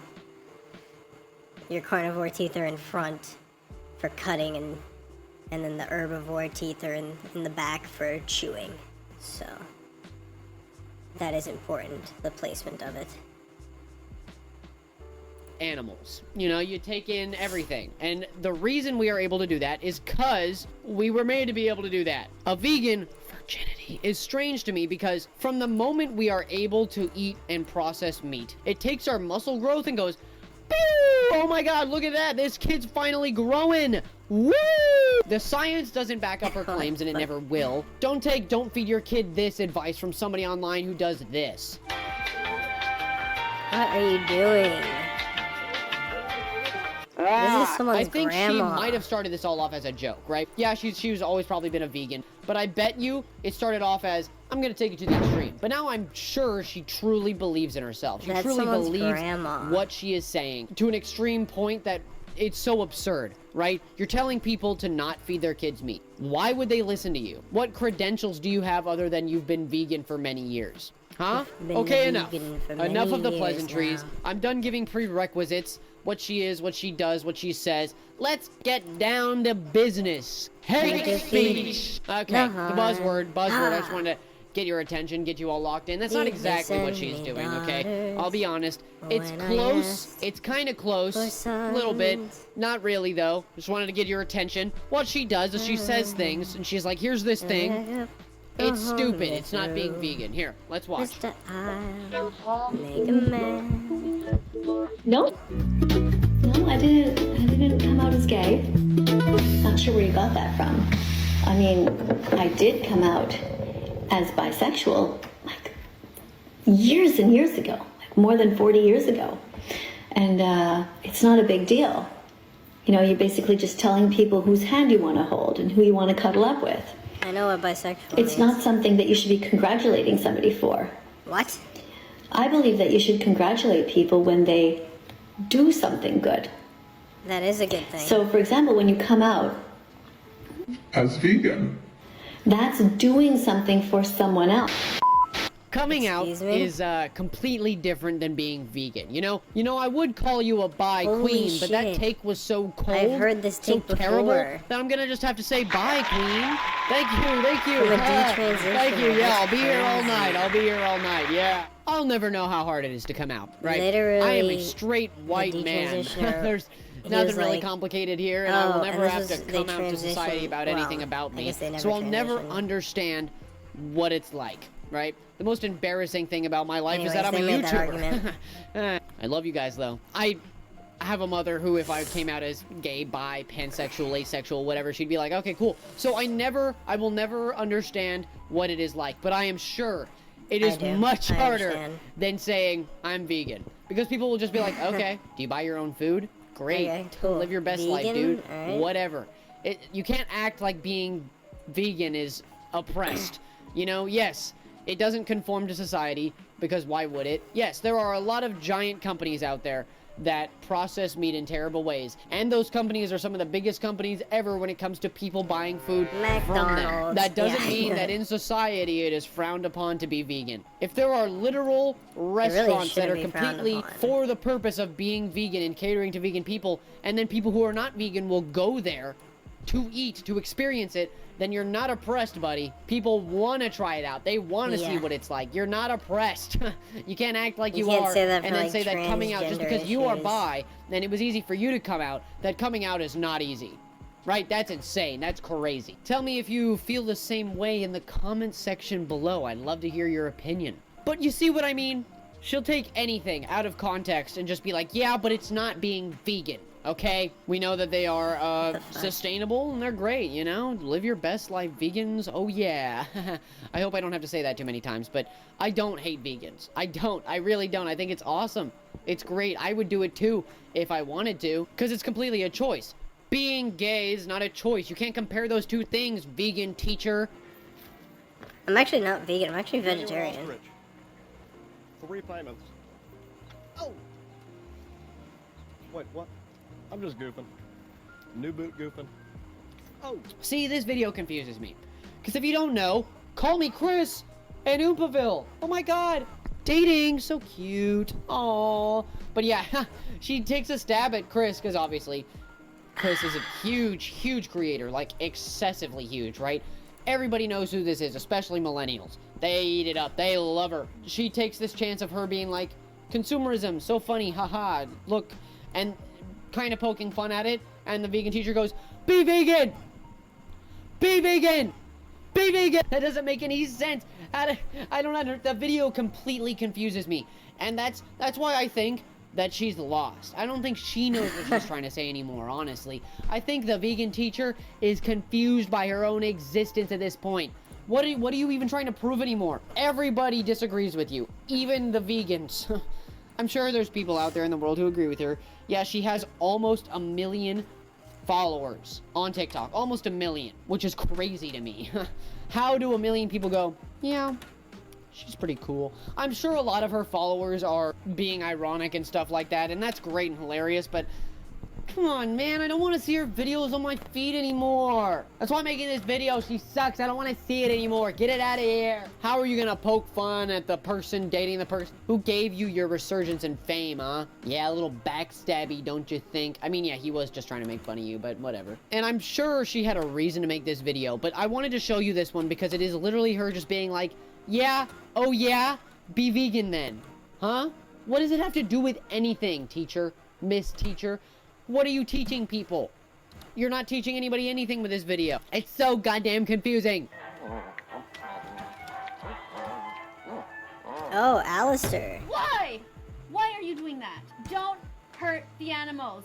That is someone's mother. They are literally demons from hell. They are literally demons from hell. What are you... This is on her YouTube channel, by the way, where she goes... Oh, wait, that's real? That's her YouTube channel. That's basically what she does. Where, if you don't know, this is from Has Been Hotel. This crazy new phenomenon where people are like, oh my god, we're devils from hell. Alistar there is a deer, right?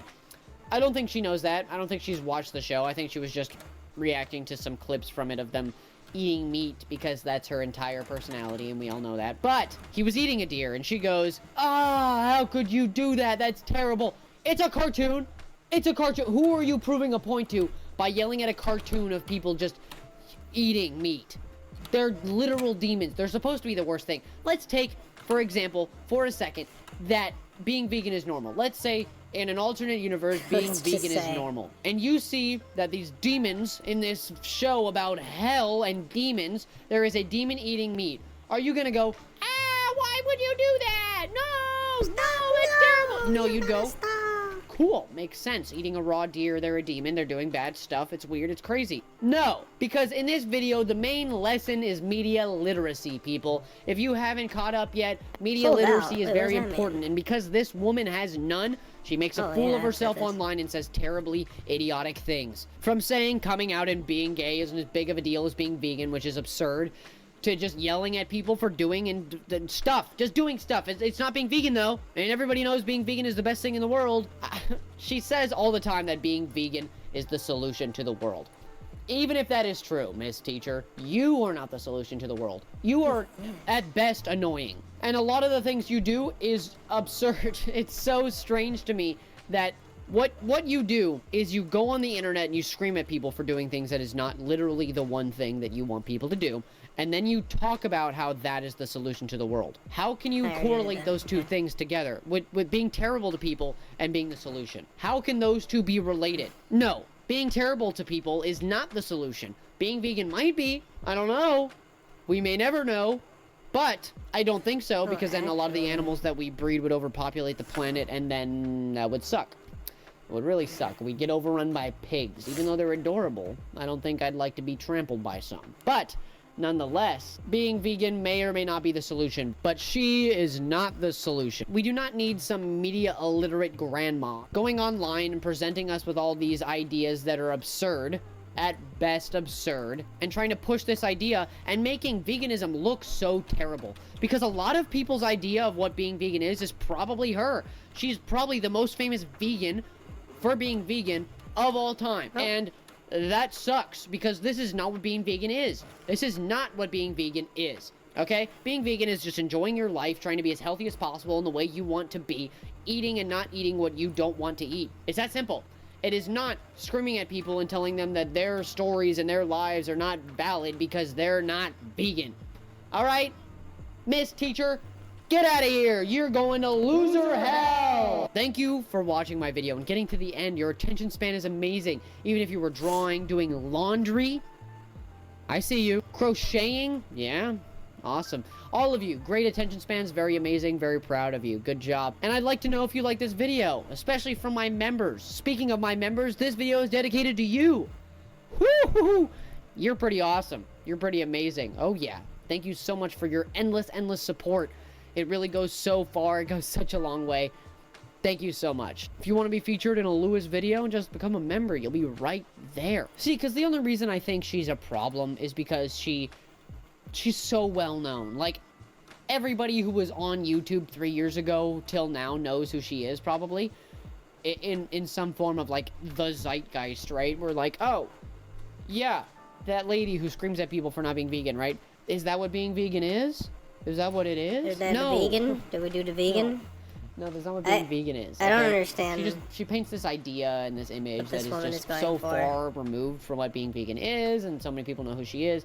So it's like if somebody was trying to paint some picture of some like indigenous group, like they're from that group, and they're like, well, they're there you actually go. this, which is some terrible thing, and they're not that, obviously. But then they're the most well-known person of that group in history, so people think they're right, and then add that it's happened before. I'm just not going to give examples because that's not what this video is about. So just don't be terrible, okay? It's that simple, and I don't think it's that hard to not be terrible to people. So maybe, hear me out, vegan teacher, find a different approach, because yours isn't working. You don't convert people to being vegan, you just make people embarrassed for being vegan, and they shouldn't have to do that. So, yeah. Thank you for watching. I hope you have a good morning, evening, or afternoon, wherever you are. Later. Oh, this guy's sick. Hold on. A more, woke school board would see the death of a child and work to make sure it never happens again. Not this board. My personal experience that I've done. I saw this on Instagram. It was so sick. Son through Owasso, telling me he was called a fag today, that he was called gay for having an earring, even being degraded by another teen, and the teacher knew but didn't report it. Anything. I cannot allow my child to keep getting bullied. And if y'all won't I love stand her up shirt, and say by the way. anything That's for him, fucking sick. I will. My son has been bullied all year, where nothing has been done. And her shirt is so sick too. I had a Poetic Justice shirt. They get It's picked so on sick. because I'm a lesbian mother. Poetic how fair Justice is that to my is Many students, especially those of the LGBTQ community, have come What's his forward with name? their own disturbing stories about their Tupac. experiences with the school officials since Nexus passing. This video is called Speaking at the School Where Next Benedict Was Killed by Walter Masterson. So I'm here in Tulsa. Woohoo! He loves I playing am jokes on exhausted. I had to get up conservatives. at Like 3:45, he'll like 4 a.m. cosplay as conservatives. Get out here. I am just exhausted. Sometimes, and it's right really now. funny. So I have to finish writing my speech for tonight. And I also have to get some sleep. So I'm going to be back and making complete sentences in just a few hours. Okay, Everybody out so here deserves a I want voice. a few Next of deserved these. a voice. We could have prevented this, and instead, So let's we're see. making children feel when they're part of this community that. So I unless want you like fit in this 3 bubble, we don't want you around. drones, As a right? parent of children in the community, Let's go I'm with outraged actually let's go with 4 because drones. You take away No, the no, name 3, and 3, you 3. take No, away no, the 4. photos that are splashed across So, the media of Next, and it's my 18 child dying on that bathroom floor. times 4. It's everyone's child. Ooh, I don't know if I have enough for that. Okay, how about And everybody needs to see that, and everybody needs to speak up. They need to use their voice. Or Okay, it's that's not close. if we're going to continue to see tragedy, it's when is the next one coming. This is the state that appointed Chayaracha Okay. head of Loops and TikTok as a school board member. And Oh, she doesn't like that. That is legal. So my school district is the Edmond School District. It's creepy, but 5 years ago I stood before them talking about this issue of bullying and where it was leading and all the violence going on and doing something about it. And if they didn't, tragedies were coming. And they did. We had students take their lives. We haven't experienced what Owasso experienced with a student being beat to death, but beatings do go on in our school. Owasso itself is dealing with 30 plus students right now that feel like they're in danger since this happened, that are part of the LGBTQ community. There's so many people in Oklahoma caught up in this whole, like you said, you're gonna go to hell if you don't fit in this bubble, that they don't want to do anything. They want us just to go away, and we're not going away. Someone has died. You're gonna love this. I go to school boards across the country, and the big talking point is, well, you know, I mean, hey, I'm totally fine with the LGBTQ. I mean, you know, be whatever you want, but you know, the flags and that stuff. I mean, what place does that have in school, really? What Right? place And- does the American flag have in school? It's the same to me. It's a community coming together. So Thank you. one group is okay. The another sad group part isn't. is We that can it honor one takes flag, but we a can't honor tragedy to get this kind of conversation I think we going, should be accepting of everybody. which is the fucked up part. A child doesn't have to die for In this our conversation district, to get off the Edmond, ground. Years ago, they tried to put It's fucking together insane. an LGBTQ club. They didn't allow it. They wouldn't accept it. And that was years ago when my first child was in school, and they just were looking for a community to belong to. It shouldn't take this tragedy for us to start saying, oh, well, we're really for you, but only if you stand over here If in the you closet. stand back in the closet, yeah. Exactly. Thank you so much. Takes us to item 4. That is so sad. Regarding agenda items, I understand we have one speaker, Mr. Walter Masterson. Yeah, I saw this A on more, you know, woke school Instagram. board would see the death of a child and work to make sure it never happens again. Not this board. This board sees a dead kid and says, that's a good start, because this school board signed up to protect all children. And by all children, they mean these children, not so much these children. Hate us if you want, but you know, we're the good guys. We want to let kids be kids, and there's nothing more unnatural than a teenager experimenting with their identity. It has never happened before and should be punished. We're the good guys. We'll spit on a kid's grave, blame the parents, and tell our teenagers to hit them harder. We're the good guys. When we heard that a trans child had been beaten to death, our state senator, Tom Woods, immediately released a statement. We don't want that filth in Oklahoma. We can call children filth, even the dead ones, because you know, we're the good guys. And if we're wrong, if God doesn't want us driving off the lepers and deviants and worshiping the bankers, if our God doesn't want us casting the first stone, if our God doesn't want us loving people despite their differences, well, if we're wrong, then I guess I'll see you all in hell. Thank you. Short, sweet, and to the point. I am a proud lesbian mother. My personal experience that I've dealt with bullying with my own teenage son through Owasso since last year of moving here.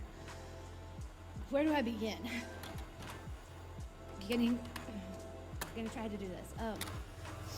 Where do I begin?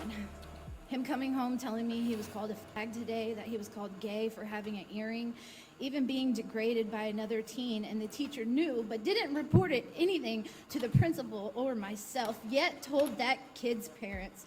This certain kid has been telling my son to call him daddy, that my child was his Whoa. bitch. To me, that's something I should know. Holy Also, shit. no repercussions for the bully. What is going My child doesn't fit the social on norm at this because school? he wants to just be himself. The bullying still continues. Since Like, speaking seriously, up about our what the fuck is experiences, so many happening other at this parents school? and people have stepped up with stories that I can't even imagine, including of a first grader Holy at Bailey shit. that she has expressed her daughter has been tormented, bruises, scratches, and what does the school do? They victim blame her. Our children are hurting. They are all screaming for help. When will you hear them? I don't want another beautiful soul taken too soon.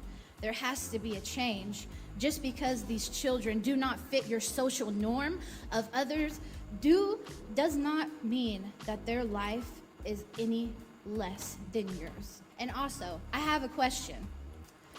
This fight took place, and those students were in school suspension.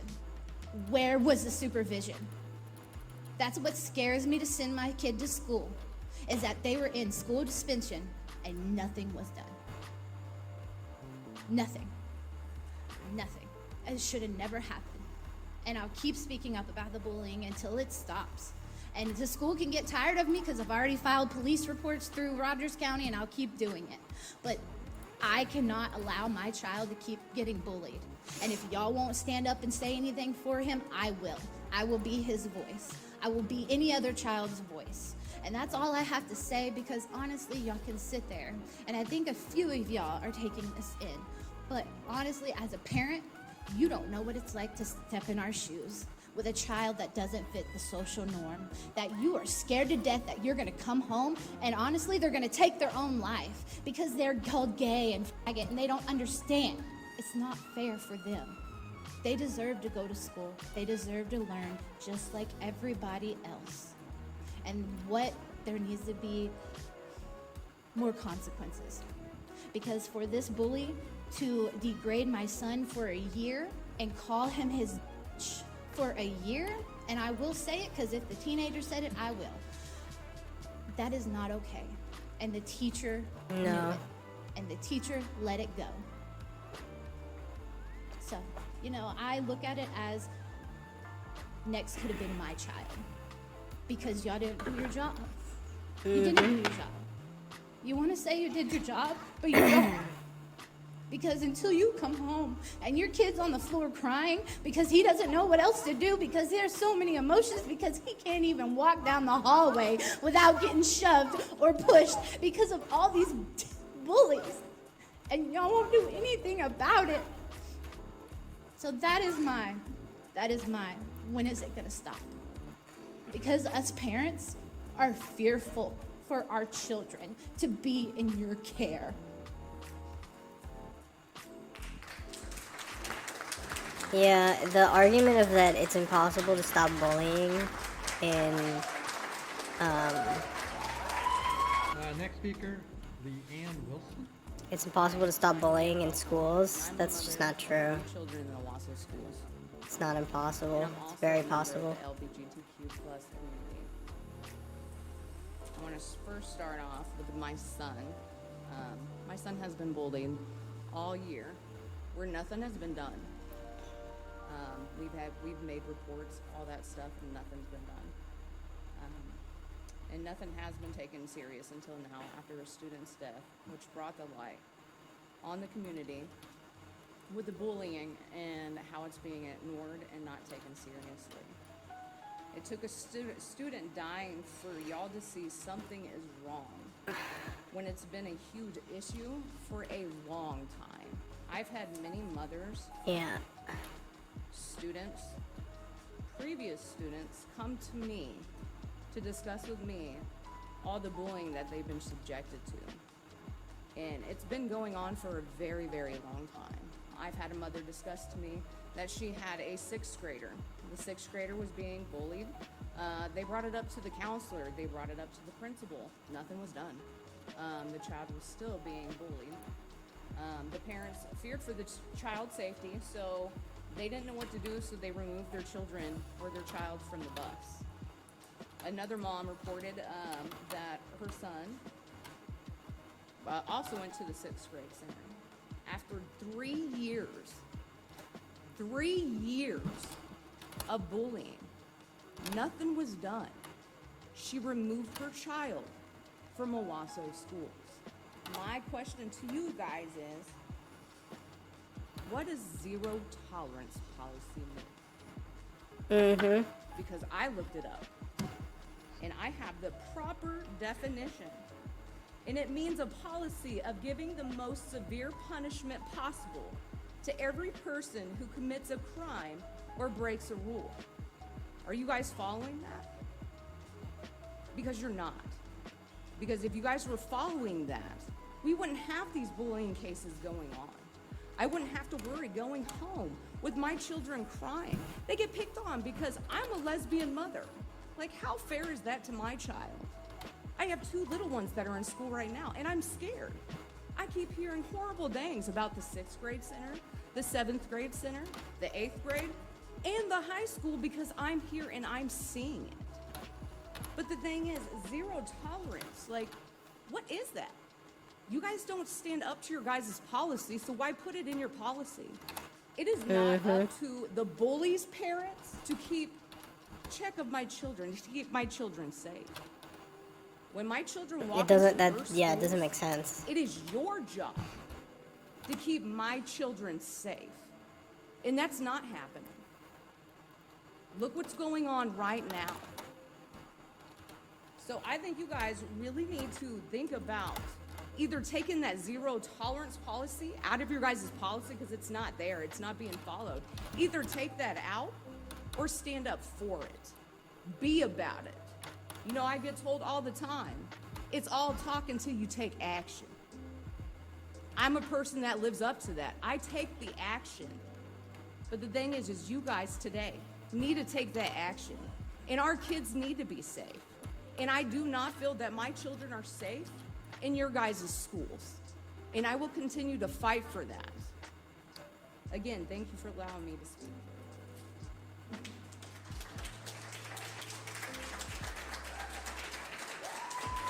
It's just crazy. It's just crazy. My name is Madison Hutton. I'm a 2019 Owasso High School graduate and a proud member of the LGBTQIA+ community. The brutal assault on Next Benedict on our school premises and the subsequent lack of adequate response is a stain on our conscience that cannot be ignored. I did not have the pleasure of knowing Next Benedict.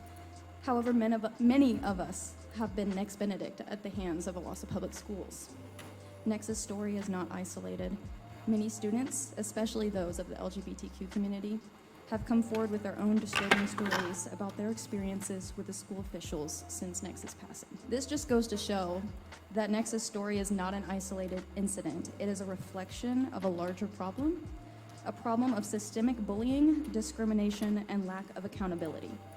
For far too long, you have allowed bullies to roam the hallways, teachers and students alike. You have reiterated the notion that if a cisgendered white individual wanted to wreak havoc on others, they are able to do so without fear of any major repercussions. For far too long, you have failed to hold individuals and institutions accountable for their role in perpetuating this culture of cruelty within your walls. This is not just a failure of your duty to protect our students, but a gross injustice that demands accountability and change.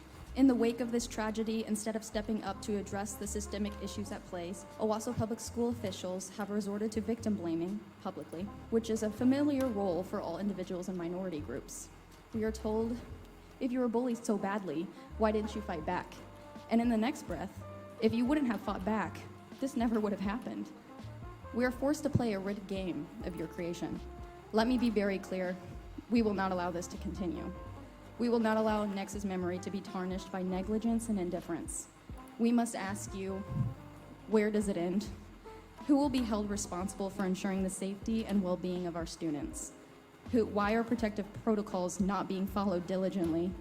And when will you, as our trusted school officials, put an end to bullying and discrimination by all students? Today, I bring forth a petition signed by disturbed and enraged citizens across the nation, many of which are in this room, demanding justice for Next Benedict. We demand that Owasso Public Schools erect a memorial park bench in Nex's honor, placed prominently on the school grounds and funded entirely by the school district. This bench will serve as a lasting tribute to Nex's memory, as their story will not be silenced or forgotten. Our demands do not stop there. We demand accountability. We demand transparency. We demand an end to bigotry and discrimination within our schools. And most importantly, we demand action. Bullying is not just a harmless rite of passage for students. It does not simply toughen our skin. It is a scourge that can have devastating, life-altering consequences. And in Nex's case, it cost them their life. We owe it to Nex and to every student that walks within our school doors to create a safer, more inclusive environment.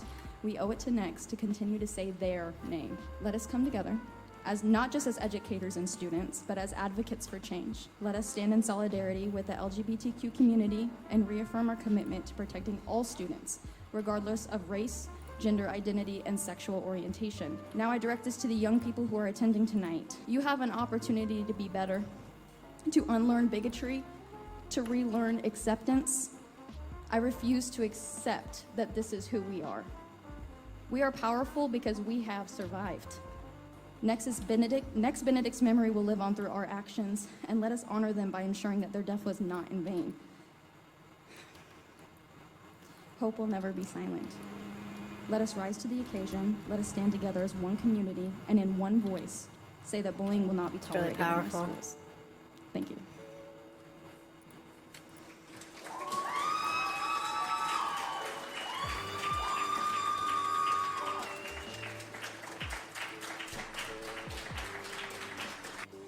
As a queer, non-binary Oklahoma native, I'd like to begin my address by stating how unequivocally grateful I am to have not attended Owasso Public Schools.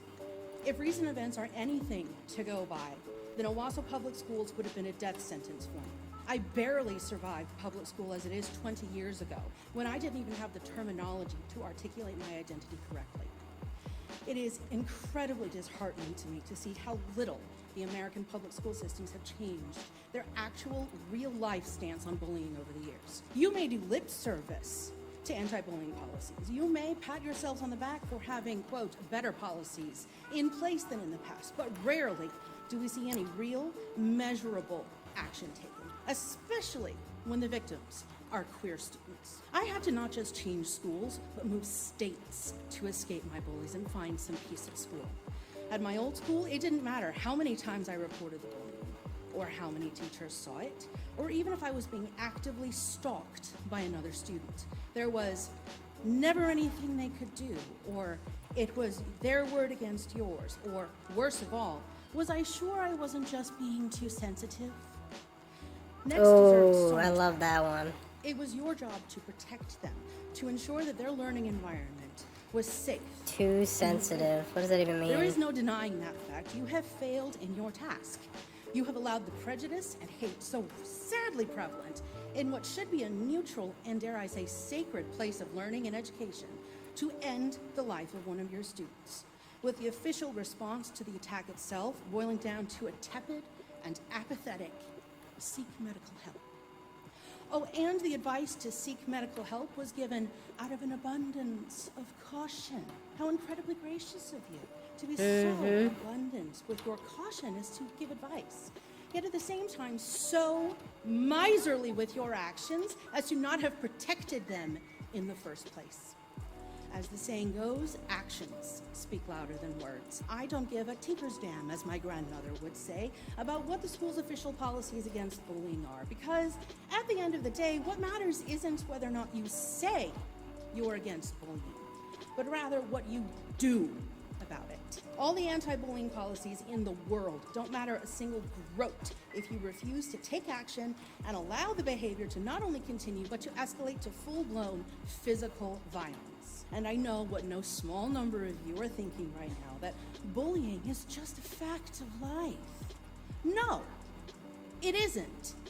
Bullying is a choice that people make, a deliberate behavior that people choose to engage in. It is not some instinctive drive that must be obeyed, like hunger or thirst. And it is entirely possible to erase it if we actually put in the simple effort to do something about it, to teach our kids something valuable and lifelong, that other people deserve to be treated with care and respect, just like we wish to be ourselves. Does the golden rule ring any bells?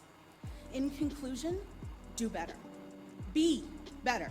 Give these kids a chance not just to survive your schools, but to thrive in them. Queer kids deserve safe and happy lives just as much as the straight ones do.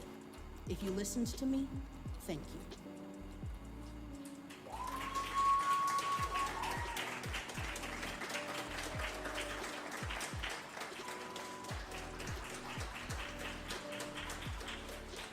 Next speaker, Aaron Horst. Hope I didn't mispronounce your name. I'll speak quickly. I have a lot to say. I know that most people I haven't seen this come one. up here and stand and tell you when they are mad at you, but not when you've done a good job. I know most, if not all of you, have received death threats along with rude, hateful emails, phone calls, and I have listened to you get bullied here tonight. Thought we would have learned better since COVID, but how quickly we forget. As I stated, I've spoken to this administration, but it is not fair of us to come here and complain and not give credit when credit is due. I say all of this to say I would like to commend the administration for the handling of this current situation. It's been very tragic, very intense, emotionally, legally, politically. And this administration as a whole has done a fantastic job in keeping us informed about the things we need to know, keeping quiet about the things we cannot know at times, or at this time. Oh, I see. and dismantling information, or dismantling any false information. You have also continued to support and protect our children in countless ways. Many people in this community and in this room have spoken against the school in regards to anti-bullying policy. I asked the people, what would you have the school system do? I've actually not heard a solution in the room tonight. You can't put cameras in bathrooms. Other schools have used bathroom monitors and been accused of sexual misconduct. Whoa, what the hell? Private bathrooms Are they not kicking only him expensive, out? But the sheer privacy alone Wait, leads to what? risk What of was that? On-campus drugs, sex, and suicide. As a former foster parent and educator, I can tell you that bullying is learned. In many cases, I have personally seen that a child that bullies is often living in a bad situation at home. They may have been Oh, yeah, physically, sure, mentally, buddy. sexually, or even sexually. They may have had an Oh, incarcerated parent. oh, They really? may have been a foster And parent. what do we do with the bullies that sexually abuse people? The school Do we just system forgive them? cannot stop kids from saying mean and hurtful things. Keep in mind that even though these You people can. are tall, You they are can. still just kids. I agree that bullying should not be tolerated in our schools, but you can't look at just the child or just the side of a child that identifies with a specific demographic and assume that they were the victim. We don't know what really happened in the bathroom that day or who bullied who. We have only heard one side of We the story. don't None of us were know? there. Remember that bullying is quite often a two-way street, and there are two What sides is to this? it. What? They're kicking I can people speak out? What are personally you since I was a doing? victim of bullying in high school. That's bullying. That's bullying? We were leaving Oh, an now away you're the football game victim. and was Oh, physically poor assaulted by little 3 students from the school victim. we were visiting for being a male Oh. cheerleader. The police officers at that local school and the school administrators pulled the kids off of me, so they were first-hand witnesses. The school and the local police department did nothing to these kids. One of the kids was actually 18 years old and had graduated the year prior. None of them were disciplined or arrested. That is what I call poor policy and discrimination. We are all passionate about education. I hate there's that so we've many had to things put I wanna that to the say side right to now. deal with this situation. We should not have to be saddened by the loss of a child in our community. We should not have to be in the national We should not spotlight over have false to be information about saddened? or may not be a hate crime. You don't We should have not to be deal with saddened? Westboro Baptist Church and they're preaching about a false, hate-filled God that's dressed up to look like the God of the Bible. That is not the one true God. God that loves us Who all. gives it? We're not talking about You may fucking. disagree What are you with him, but talking he still about? loves you, and he accepts you. Jesus welcomes you into heaven regardless of your sins. We are all sinners, including myself. Oh my. Shut up. Like, Our school literally. Yeah, administration go to should heaven focus on quicker, buddy. education, But in the midst of a very delicate, unprecedented situation, you have all risen to the occasion.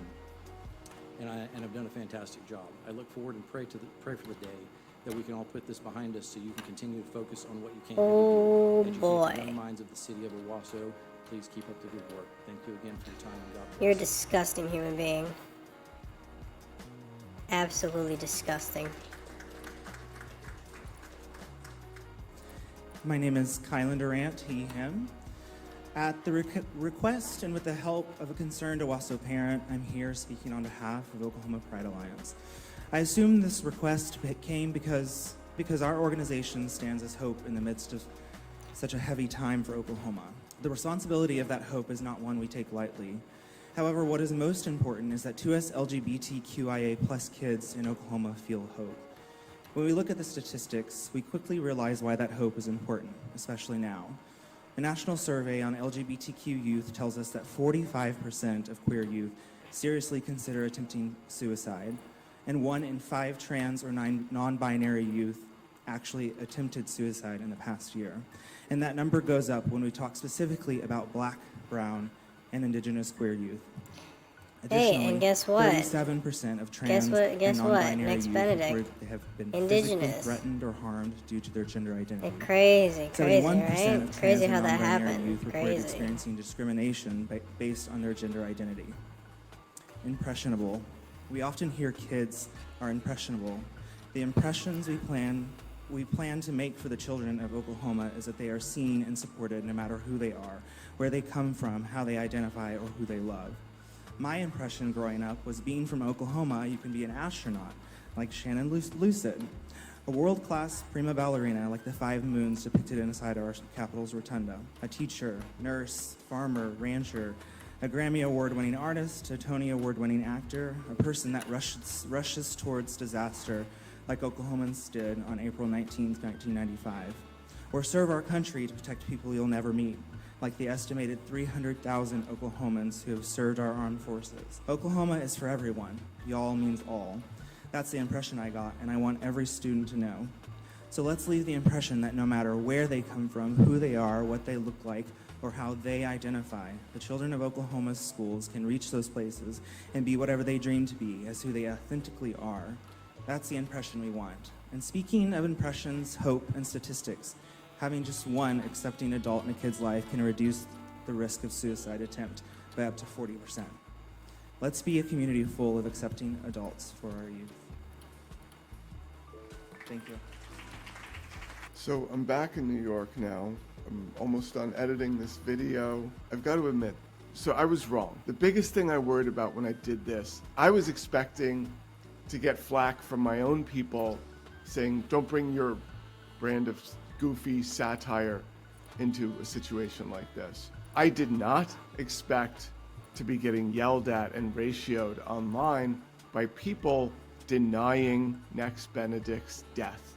I had no idea how conservatives Nick's died were by going to treat this suicide. situation. You fucking crazy, bitch. I absolutely did not expect them to call her death a suicide and an overdose and yell at me for calling it an assault, a murder. And just a little correction, because my friend here said it wrong. Nex Benedict is non-binary, so their pronouns are they, them. But I can forgive him for this because just based off of what's been going on, how much effort it takes to produce stuff like this, it can be a little draining to have to always talk and think in the most productive terms, but it's okay. I've spent a lot of time in spaces with these people. There's not much that shocks me. This, pretty shocking. You know what? Let's just do the logic. Okay, so according to, so the real criminals here are the people that indoctrinated Nex Benedict. And had they not indoctrinated her, she'd still be alive. Great logic. Wonderful logic. So had Nex Benedict not had Nex Benedict not have had the awareness of being non-binary, they would still be alive today because they would just fit perfectly into the sex gender binary and no one would have had a problem with it. Also, she wasn't murdered, it was an overdose. And the left made her overdose. Flawless logic. The medical examiner ruled this an overdose. The funny part is there's so many people, they don't believe the election, they don't believe in the vaccine, they don't believe in doctors. Doctors are lying, epidemiologists are lying, virologists are lying, immunologists, they're all lying. But a random medical examiner is like, yeah, this is the total overdose. They're like, cool, that's enough for me, and I'm good, off to the races. Just one medical examiner, that was all you needed.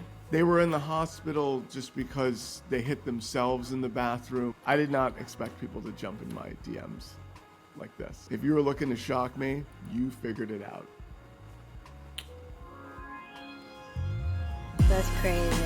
That's crazy that the last guy was just like, we don't know. And it's like, we do know. We do for a fact know. Starbucks is selling an olive oil coffee drink. Oh, jeez. It's just crazy. It's just insane. Oh, sorry. I am gonna have to go offline for a minute. just to eat. Seems like we're getting things started here. I'm gonna try and look for a mod to make these drones better. Possibly one that allows me to put multiple drones rather than just 2. I mean, maybe there's an upgrade for that here. No. There is not. So I'm gonna look for a mod that allows me to get multiple drones or make the drones better or whatever.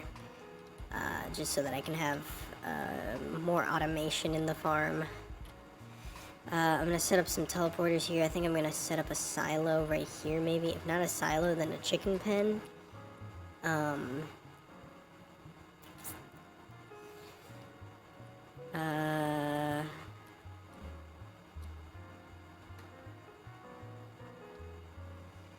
What I really want though is for rather than these drones put the plorts in here, I would like them to put it in here.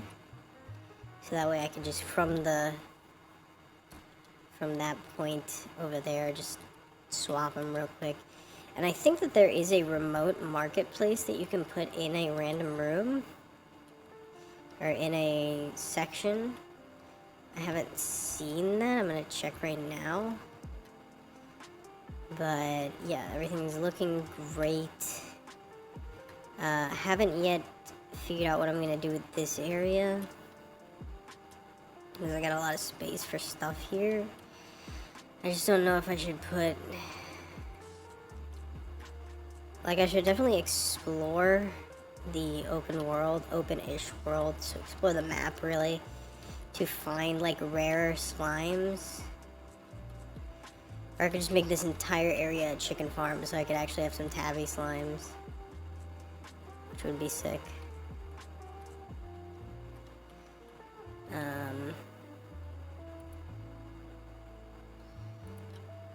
Let's see here. Because I saw somewhere that it said that. Pink Warp Deep. No, it doesn't say. Allows to collect resources from wild bees. No. Mouse drill, drone, beacon, pink slime lamp, hydro turret. No, it doesn't have anything like that. Anyways, okay. I'm gonna go eat. I don't have much to eat. A little low on funds at the moment, because I have to pay rent. First month's rent at a new apartment. But that's okay. We've dealt with this problem before, at least I have. Damn, they filled it up. Well, at least for them. Just haven't got to these. Seems like they run out of batteries. So I think I'm gonna maybe get a mod that makes them not run out of batteries quickly, have more of them in one area, make them faster maybe? I don't know. Maybe that would make them be easier. Hold more, faster, hold more. They're completely draining my silos here, which isn't good because I can't get bees to travel between spaces, but I am collecting more carrots in these silos, so eventually I'll just have these silos filled to the brim with carrots and all the food that I need.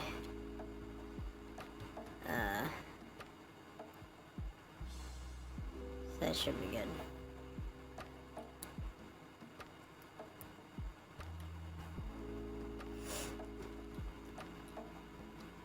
But what helps is that now one of the mods allows me to have plots of food for each. What are they called? Corrals.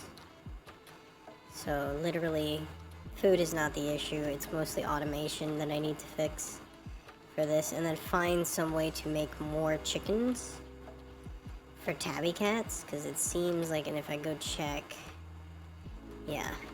Oh no, it's gone down. Tabby cats were like 30 the other day, so it's gone down.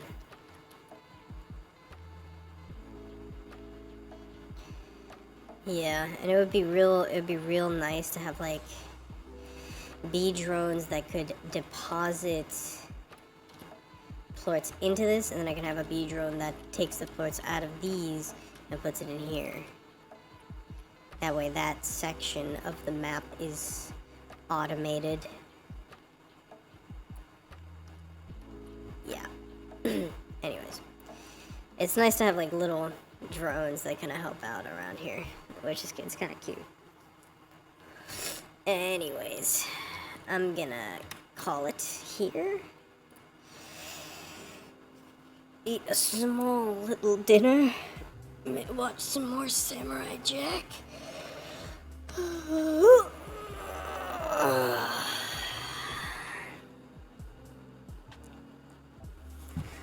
I think once I've like officially played a lot of Slime Rancher 1, I might switch to Slime Rancher 2. I just don't know how good it is. I've been playing Slime Rancher for a long time. For like a long time. And it's really fun, and it's kind of unappreciated, unloved indie game.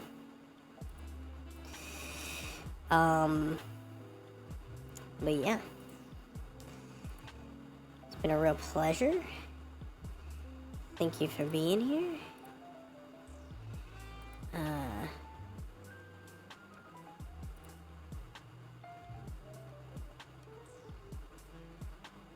I appreciate your viewership. I will see you in a minute, maybe, hopefully. I'm not 100% sure. Depends on how everything goes.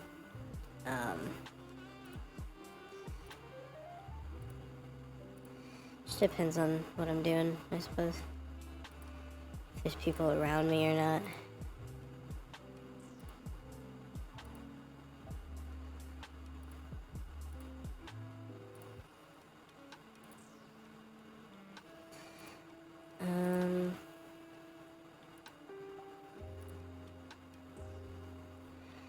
What's it called?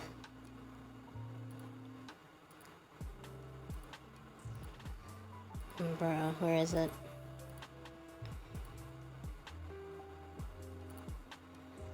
No.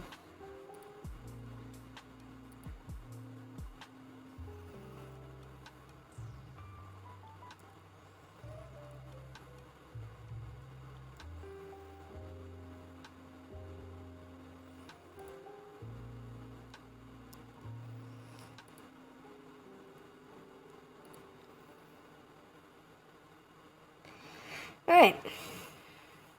I'll see y'all later. I appreciate your viewership and enjoy the music.